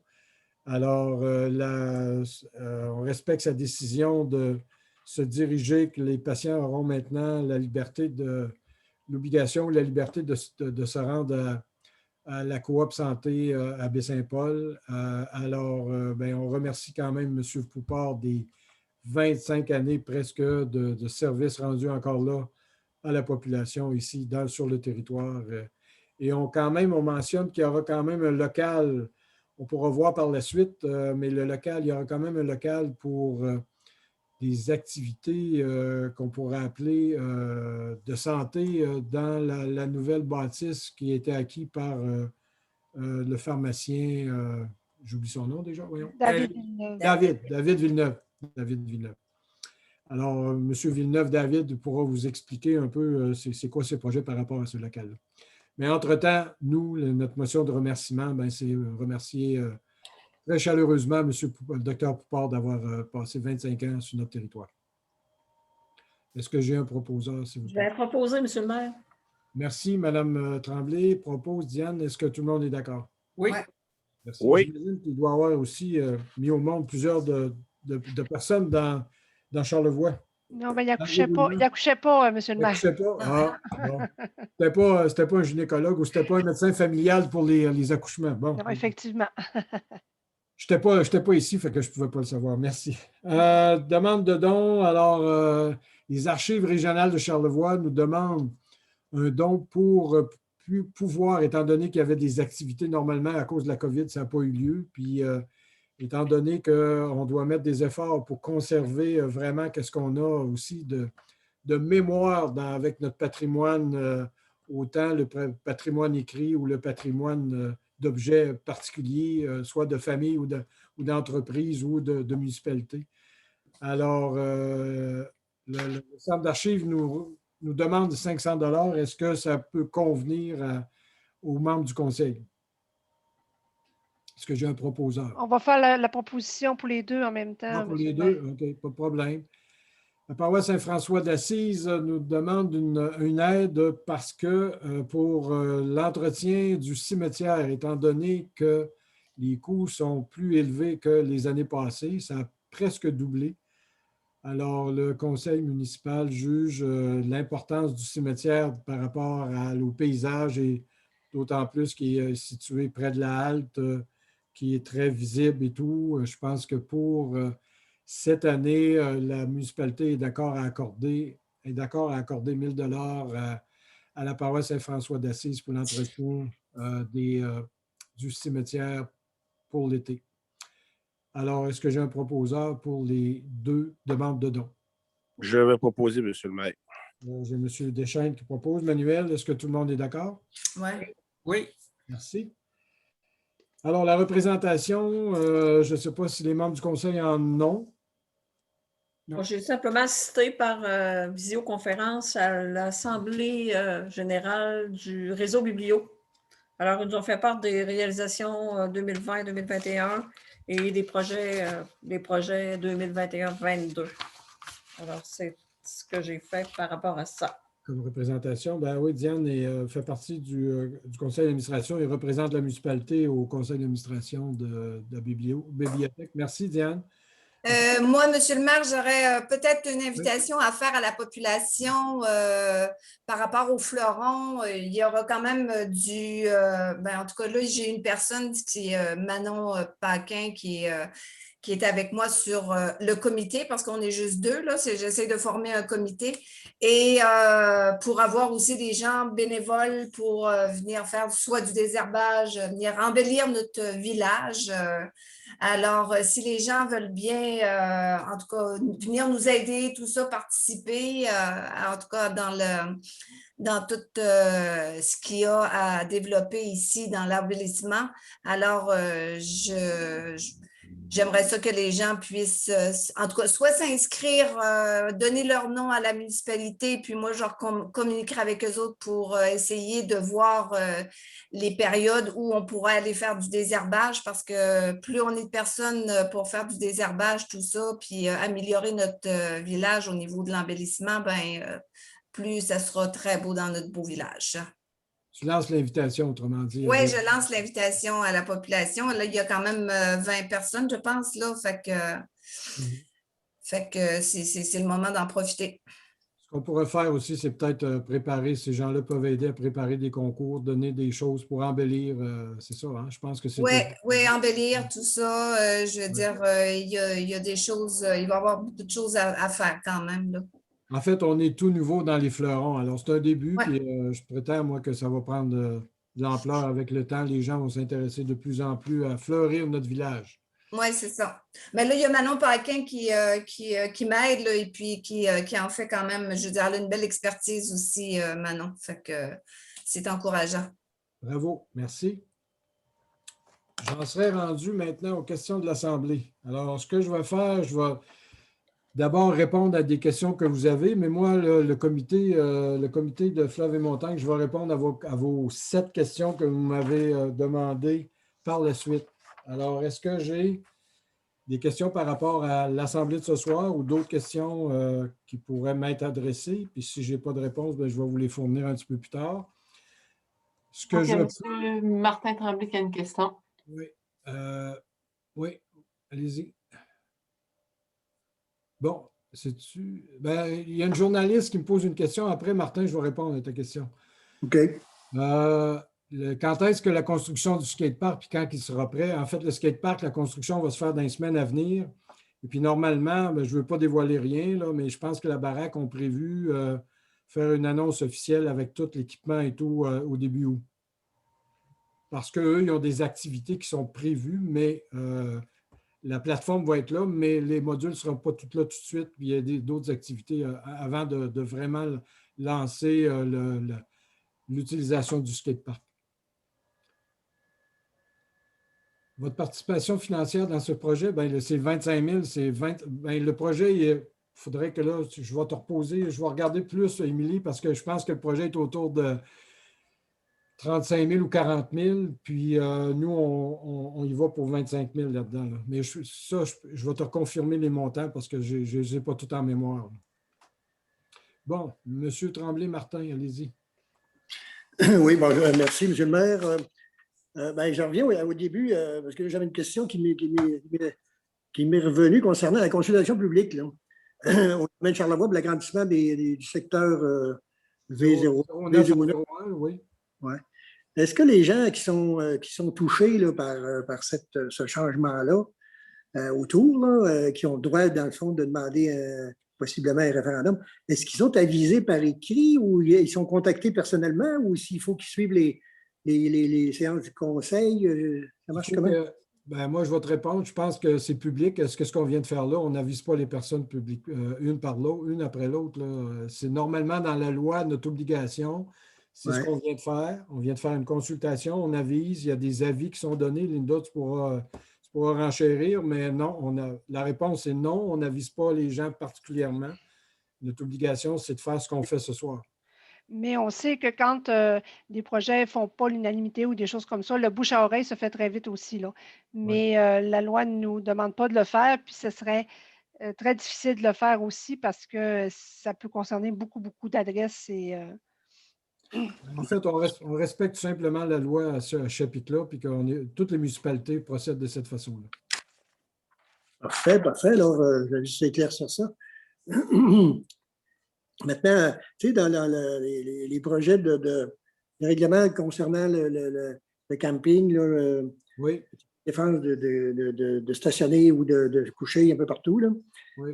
C'est bien, mais sauf que est-ce qu'il y a un projet éventuellement d'établir un camping municipal? Parce que, évidemment, si on interdit aux gens de de se parquer un peu partout, mais finalement, on va les retenir comment? Je veux dire, ils vont aller où, là? Bon, ce qu'on a essayé de faire, là, c'est tout simplement, les municipalités, on a décidé d'aller dans ce sens-là, c'est tout simplement d'utiliser, on s'est rendu compte que les gens, souvent, n'utilisaient pas les espaces qu'on avait déjà en camping. Il y en a des campings, pas en municipal ici, mais il y en a sur le territoire. Et puis que les gens refusaient d'aller ailleurs, question d'économie ou je ne sais pas quoi, là, mais en tout cas. Alors là, ce qu'on fait, c'est pour ça qu'on en est venu là et on essaye de mettre en application peut-être avec l'ATR, c'est à l'effet que tout le monde, en tout cas les hôtelleries ou les campings, vont être en mesure de dire, par exemple, de passer des messages l'ATR dans les bureaux de renseignement d'information touristique et ça, il y a des places de disponibles à tel ou tel camping. On va essayer, c'est ça l'objectif parce que et on a eu des exemples que les gens stationnaient ailleurs, puis pourtant les campings n'étaient pas pleins. Alors nous, ces personnes-là, les campings, on veut les respecter aussi. À l'effet de dire, est-ce que c'est possible d'avoir un camping aux éboulements? Bien, je peux vous répondre que ce n'est pas facile parce qu'on est zoné agricole dans tout le territoire où on est zoné forestier, puis là, c'est pratiquement impossible de faire des campings à cause des espaces, à cause des pentes, etc. Alors, il faudrait faire l'acquisition d'un terrain, des espaces, et puis la municipalité, on n'en est pas encore rendu là on n'a pas d'espace de prévu. Je pense que l'information aux campeurs doit être donnée rapidement parce que l'été s'en vient, ce ne sera pas long. Et puis, je pense que l'affluence à Charlevoix s'annonce aussi grande que l'année passée, je pense. Oui. On va avoir un été chaud, mais en fait, regarde, c'est vraiment une décision qui a été unanime au Conseil des maires parce qu'on ne veut pas vivre. Il y a eu des situations l'année passée qui étaient regrettables. Et on a eu beaucoup de plaintes par rapport justement à des feux, à des endroits où est-ce que les gens n'ont pas de côté sanitaire, etc., etc. Là, il y a le côté sanitaire aussi qui est une sécurité sanitaire à mettre aussi dans la population, aussi sur le territoire. Là. Oui, je comprends bien ça, oui. D'accord. Une des raisons. Par rapport à la période des questions, là, Martin, je vais te laisser poser encore une ou deux questions, mais je ne veux pas aller beaucoup plus que 30 minutes parce qu'on est presque à 9h. Allons-y. Pour répondre à vos questions, aussi, je voudrais laisser la place à d'autres. Mais oui. Je peux accepter encore une question, là, Martin? Non, allez-y, avec les questions qu'on vous a transmises. Merci. Est-ce que, d'abord, Daniel, est-ce que j'ai d'autres questions? Là, il n'y a pas d'autres personnes pour le moment. Bon, OK. Alors, un instant, indiqué, c'est parfait. Non, il n'y a personne d'autre. Il n'y a personne d'autre. Bon, en fait, les questions, ils ont passé sur Facebook aussi, je les ai vues passer. Alors, je vais lire les questions, puis je vais vous donner les réponses. Alors, nous comprenons que le dossier de drainage de l'eau, c'est toujours en fonction souvent du domaine Charlevoix et la Côte-à-Godin. Alors, comprenons que le dossier du drainage de l'eau de ruissellement qui provient du domaine de la seigneurie que se draine dans la Côte-à-Godin est un enjeu primordial de la sécurité, la stabilité et la préservation du secteur. En ce sens, on en est rendu le PAA et le plan de drainage attendu pour l'approbation de la phase 6 du projet. Pouvons-nous consulter ces documents? Alors, le PAA a été présenté au CCU. Le Conseil attend la réponse qui a été présentée, mais le CCU n'a pas donné encore son aval ou son refus. Le Conseil attend une recommandation de la part du CCU. Et puis, on attend aussi l'ENDLOB, là. Exact. Ce qu'on vous a dit tantôt, qu'il y a eu des forages de fait et tout, on va attendre vraiment les résultats de cette demande-là, de ce mandat-là, de cette étude géotechnique-là, avec quoi que ce soit avant de prendre une décision. Alors, on en est rendu là. Et par rapport à ça, étant donné que ça va être un nouveau rapport puis des études, le rapport sera disponible, mais ça va être une nouvelle demande d'accès à l'information. La demande d'accès à l'information que vous nous avez présentée déjà n'est pas générale pour tous les projets, tous les dossiers ou tous les projets qui vont venir. À chaque fois que vous allez avoir besoin d'un dossier ou quoi, vous allez être dans l'obligation de faire une demande maintenant d'accès à l'information. Je peux poser une sous-question? Oui, vas-y. En fait, vous nous avez parlé aussi déjà d'un mandat donné à Tetra Tech ou à une firme d'ingénieurs conseil pour un plan de drainage ou Mais ce n'est pas dans ce secteur-là. Le plan de drainage, c'est dans l'autre secteur, lorsqu'on parle des terrains du secteur ouest dans Censitaire et dans ce secteur-là. Ce secteur-là, on a déjà le plan de drainage. On n'a pas porté encore de jugement sur le plan de drainage fourni par le promoteur. Alors, on va regarder avec nos ingénieurs si c'est acceptable ou pas ce qui a été présenté ou on demandera une étude supplémentaire. Est-ce qu'on parle bien du plan de drainage de la partie qui se draine vers la Côte-à-Godin, là? Non. Ça, c'est pas. Là, tu me parles de deux choses. Ce que tu me demandes plan de drainage par rapport à la phase 6 dans ta question.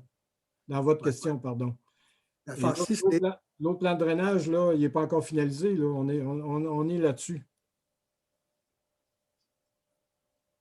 Il y a deux plans de drainage. Il y a le plan de drainage de la phase 6, puis il y a le plan de drainage par rapport à Côte-à-Godin. Le plan de drainage par rapport à la Côte-à-Godin, on n'a pas terminé encore. Il est supposé d'avoir un bassin. On va essayer de ne pas mêler les choses. Là. Par rapport à ta question, à votre question, le comité, c'est par rapport à la phase 6. On a un plan de drainage en main, mais on n'a pas encore fini l'analyse du plan de drainage. Et puis, en plus, on va attendre le plan d'étude de géotechnique avant de porter un jugement sur les deux. Puis si je comprends bien, là, celui qui concerne la Côte-à-Godin, lui, il a été déposé, mais il n'est pas approuvé. Bien, il est presque approuvé parce qu'on est allé visiter la semaine dernière, tous les membres du conseil, on a fait en 2 heures, on a pris le temps de visiter tout le plan de drainage de tout le domaine. Et puis, en même temps, on a vérifié ce qui nous a été proposé du côté ouest là, de la Côte-à-Godin, où est-ce qu'il y aura un bassin de rétention et où est-ce qu'il y aura aussi un déversement vers le secteur le ruisseau à chaud. OK, d'accord. Donc, si on veut avoir accès à ces documents-là, il faut faire une demande, c'est ça? Oui, c'est une nouvelle demande d'accès à l'information. OK, parfait, merci. Mais comme c'est le dernier, de toute façon, celui de la phase 6, il n'est pas encore public parce que la phase 6 n'est pas encore approuvée. Puis pour l'autre, comme on n'a pas fini encore l'analyse puis qu'on ne l'a pas encore approuvé, il n'est pas encore accessible à l'information. OK, d'accord. La question 2, à quel moment sont attendues les recommandations de FIM concernant les travaux temporaires nécessaires pour la réouverture de la Côte-à-Godin? Alors, j'ai eu une visite aujourd'hui avec l'ingénieur de Tetra Tech pour justement de regarder soit une ouverture de la Côte-à-Godin en temporaire ou quoi. Alors, selon lui, il ne pourra pas proposer quelque chose de faire des recommandations ou regarder sur quel angle on peut envisager l'ouverture alors avant 8 semaines, parce qu'ils sont déjà engagés dans d'autres contrats, etc. Alors, conclusion là-dedans, si on vient qu'à faire quoi que ce soit dans Côte-à-Godin cette année, il ne faudrait pas compter, je vous le dis, puis je vous l'annonce ouvertement, il ne faudrait pas compter sur l'ouverture cette année. Supposons qu'on nous recommande d'ouverture temporaire avec des pratiques ou avec des éléments à ajouter ou à modifier. S'il faut aller en appel d'offres, il faut compter encore environ 1 mois, 1 mois et demi. Si on réussit à avoir des contracteurs, on est rendu pratiquement à la fin de l'été. Alors, je ne croirais pas qu'on va ouvrir la Côte-à-Godin cette année. Et le questionnement par rapport au deuxième site, va falloir qu'il l'approfondisse encore plus selon lui, parce que déjà, ça bouge encore et ça a déjà bougé. Alors, c'est un élément de sécurité qui a insisté beaucoup. Alors, il faut prendre en considération ces éléments-là avant de pouvoir porter un jugement. Puis moi, je ne suis pas en mesure de le faire actuellement, puis le Conseil n'est pas en mesure de le faire tant qu'on n'aura pas vraiment les recommandations ou les propositions qui nous seront faites. Ça répond à la question 2. La question 3, est-ce que les infractions au règlement sur l'environnement ont été constatées du déboisement des bandes riveraines de la rivière des Boudreaux et des ruisseaux à chaud? Quel en est le suivi? Oui, l'inspecteur a fait un suivi. Et aussi, il y a eu un inspecteur de l'ingénieur forestier qui s'est fait aujourd'hui. Justement, c'est une coïncidence. Ce n'est pas à cause que c'est le conseil aujourd'hui. Je l'ai appelé la semaine passée, puis que dans ses visites, il avait prévu le faire aujourd'hui. Alors, on attend les résultats de l'avis. Il y a un avis qui a été envoyé au propriétaire sur le déboisement de la bande riveraine de la rivière Boudreau. Et dans le cas de Ruisseau, il va y avoir une évaluation qui va être faite par la MRC parce qu'il y a eu du déboisement de fait. Et ça concerne l'ingénieur forestier de la MRC.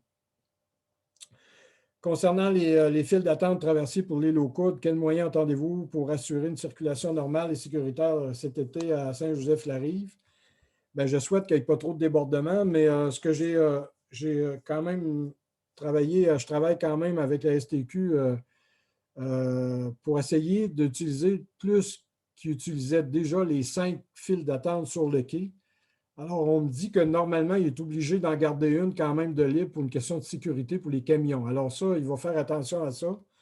La semaine, c'est possible que cette file d'attente 5-là soit utilisée pour les camions qui la gardent en réserve, mais normalement, la fin de semaine, elle ne sera pas utilisée. Et l'autre chose aussi qu'on en est convenu, c'est que la file d'attente sur le quai va être gérée. Les files d'attente sur le quai vont être gérées par du personnel de la STQ et non pas par des étudiants. Alors, on s'est rendu compte que quand c'était par les étudiants, souvent, les gens ne respectaient pas et ce n'était pas facile de remplir ces cases d'attente-là, de files d'attente-là. Alors ça on pense que ça peut améliorer un peu le débordement. Et là, je vais rencontrer le directeur de la MTQ du secteur ici pour essayer de voir si ça arrive fréquemment, quels moyens qu'on peut mettre en application, quels moyens on va essayer d'être innovant. Là, je ne sais pas encore. Je n'ai pas de réponse définitive, mais on va essayer de travailler avec la Sûreté du Québec aussi. Là. Fait qu'il y a une rencontre de prévue, c'est-à-dire, j'ai un contact de prévu avec M. Falardeau, Steve Falardeau de la MTQ pour essayer de voir ça ensemble, comment on va pouvoir le gérer. Quels sont les développements concernant le PAE du projet Côte-Ouest de la Côte-à-Godin? Alors, la réponse est facile. Aucun développement, ni PAE, ni du promoteur, ni de d'autres promoteurs. Le complément d'information, de rapport de l'ingénieur forestier concernant le déboisement cet hiver, bien, je vous ai répondu tantôt. Là, il est en train de le rédiger. Il est allé récemment, ça fait partie de la question 3 que je viens de répondre. Comme nous avons constaté une dégradation des conditions de la Côte-à-Godin qui ne cesse de s'accentuer, l'entretien des fossés est prévu à quel moment? Alors, il n'y a pas de date d'arrêté. Cette tâche est dans le projet cet été. On y va par priorité. Alors, les travaux de voirie, on y va selon les urgences, les priorités. Alors, ça fait partie de l'agenda de la réouverture temporaire possible de la Côte-à-Godin. Alors, il va y avoir une partie certainement qui va être faite lorsqu'on va, je pense que c'est déjà prévu, que le bassin de rétention, la partie qu'on parlait du côté ouest, là, du drainage du côté ouest, là, bien, il va y en avoir une partie qui va être faite à ce moment-là. Déjà, il y avait des débris qui étaient là avant la courbe et tout, ça a été enlevé, ça a été balayé, ça a été fait déjà par les travaux. Mais là, maintenant, il reste les fossés à entretenir, ça va être fait au cours de l'été, oui. Ça va pour l'instant.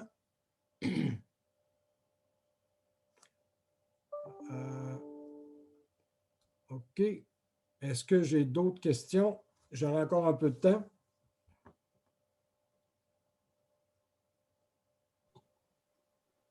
Monsieur Martin Tremblay a une nouvelle question.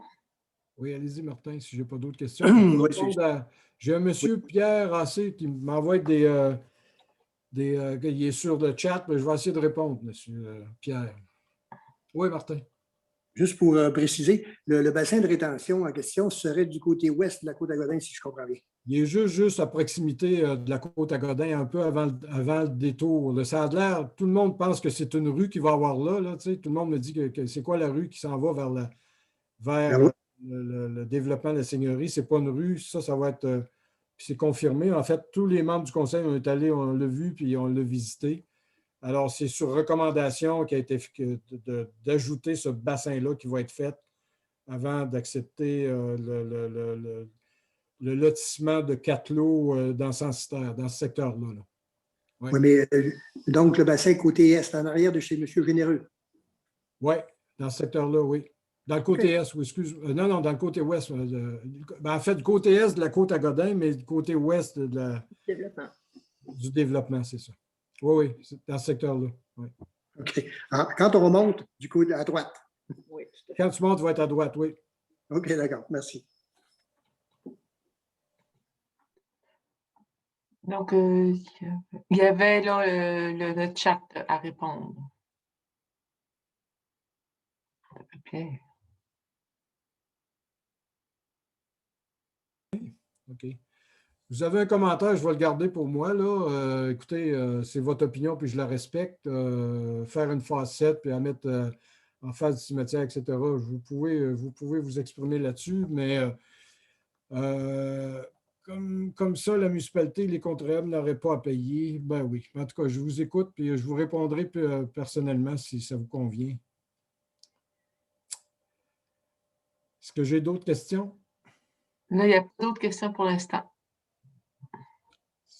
Si je n'ai pas d'autres questions, je crois avoir répondu. Je peux juste ajouter deux choses. Une chose, j'ai eu beaucoup de questions par rapport à ce qui s'est passé, par rapport à une résidence avec une machine à liqueur, là. Et puis aussi, l'autre, c'était quoi? Hein? Ben, en fait, il y a eu des avertissements qui ont été faits. Ça ne correspond pas C'est à la... l'auberge Josiailleux, M. le maire. Lequel tu me dis, Manuel? L'auberge de Ah, Josiailleux. l'auberge Josiailleux, exactement. Alors, ça, il y a eu le dossier a été transféré à notre inspecteur qui suit le cheminement régulier avec des avertissements, etc., etc. Là. Puis, si ça vient qu'à se rendre au conseil, on prendra position plus définitive. Si ça vous rassure.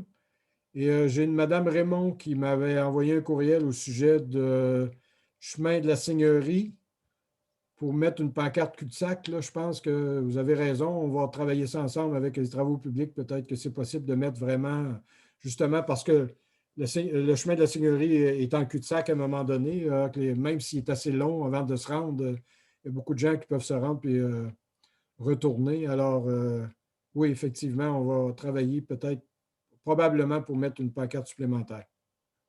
Il y avait aussi, Pierre, Ronald qui t'a envoyé un courriel concernant la sécurité au niveau des incendies. Oui, c'est vrai. M. Ronald m'a envoyé ça. On va travailler. Je trouvais l'idée bonne d'essayer de travailler avec les propriétaires, d'exiger d'avoir des foyers avec part étincelle parce qu'effectivement, les pompiers, j'ai répondu d'ailleurs à Ronald, les pompiers se sont déjà rendus à quelques reprises parce que les gens avec des résidences de touristes, mais pas toujours seulement que les gens de résidences de touristes, là, il y a des citoyens qui l'ont fait aussi, là, à l'effet qu'ils font des feux en période de sécheresse. Alors, je mentionne que lorsqu'on veut faire un feu à ciel ouvert, il faut absolument obtenir un permis. Alors, à partir de là, ben, le directeur des incendies donne le permis. On n'accorde pas de permis lorsqu'on est en période de sécheresse, puis que la SOPFEU ne nous recommande pas de faire des feux. Alors, on suit les recommandations, puis on n'accorde pas de permis. Puis si quelqu'un vient qu'à le faire sans permis, bien, il y aura des conséquences monétaires à cet acte-là. Mais je trouvais l'idée intéressante. On pourra regarder ça éventuellement, d'ajouter peut-être une réglementation pour tout le secteur, que ce soit... surtout dans votre secteur qui est boisé, puis les résidences sont proches, là, avec une concentration de résidences, d'avoir un foyer à part étincelle. Moi, j'ai une question, Monsieur le maire.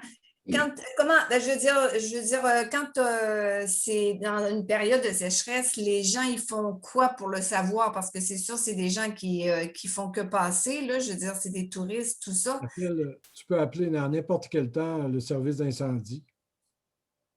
Puis il va te donner la réponse. Oui. Mais ça veut dire que dans les maisons de location, c'est le numéro du poste d'incendie est inscrit, puis les gens... je ne sais pas si les gens l'inscrivent, mais on peut aussi, en tout temps, consulter le site de la municipalité.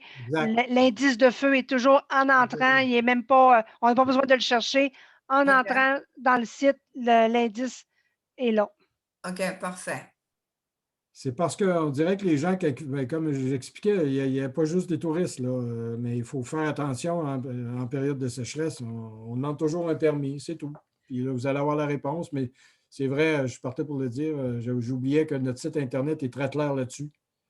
Mais c'est parce que les touristes ne sont pas conscients. Je veux dire, oui, tu parles du monde ici, mais c'est parce que c'est arrivé 3 fois, nous, Puis on n'est pas les seuls, là. On a parlé avec d'autres voisins qui sont insécures là-dessus.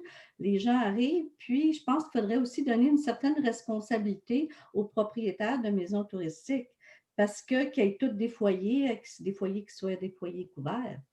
Bien, c'est ce que j'exprimais. Regarde, on va regarder ça ensemble. C'est une réglementation qu'on n'a pas, qu'on va regarder. Puis c'est une bonne suggestion, ça, je l'admets. Puis on va regarder pour avoir la possibilité.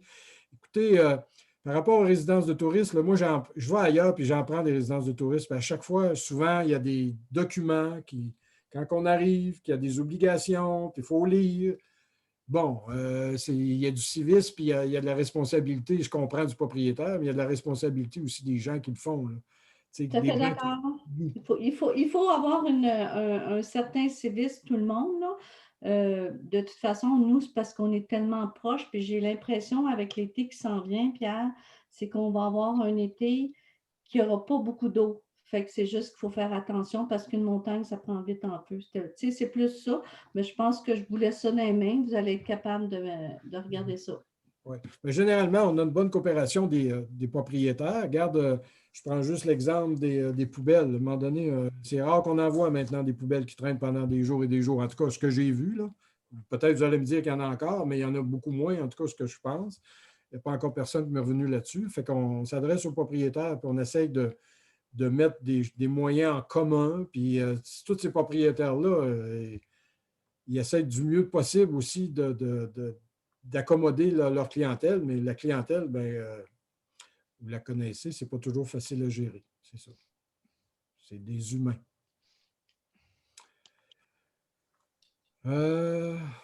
J'ai une question toujours de M. Pierre. J'aimerais ça connaître. Ton micro est fermé, Pierre.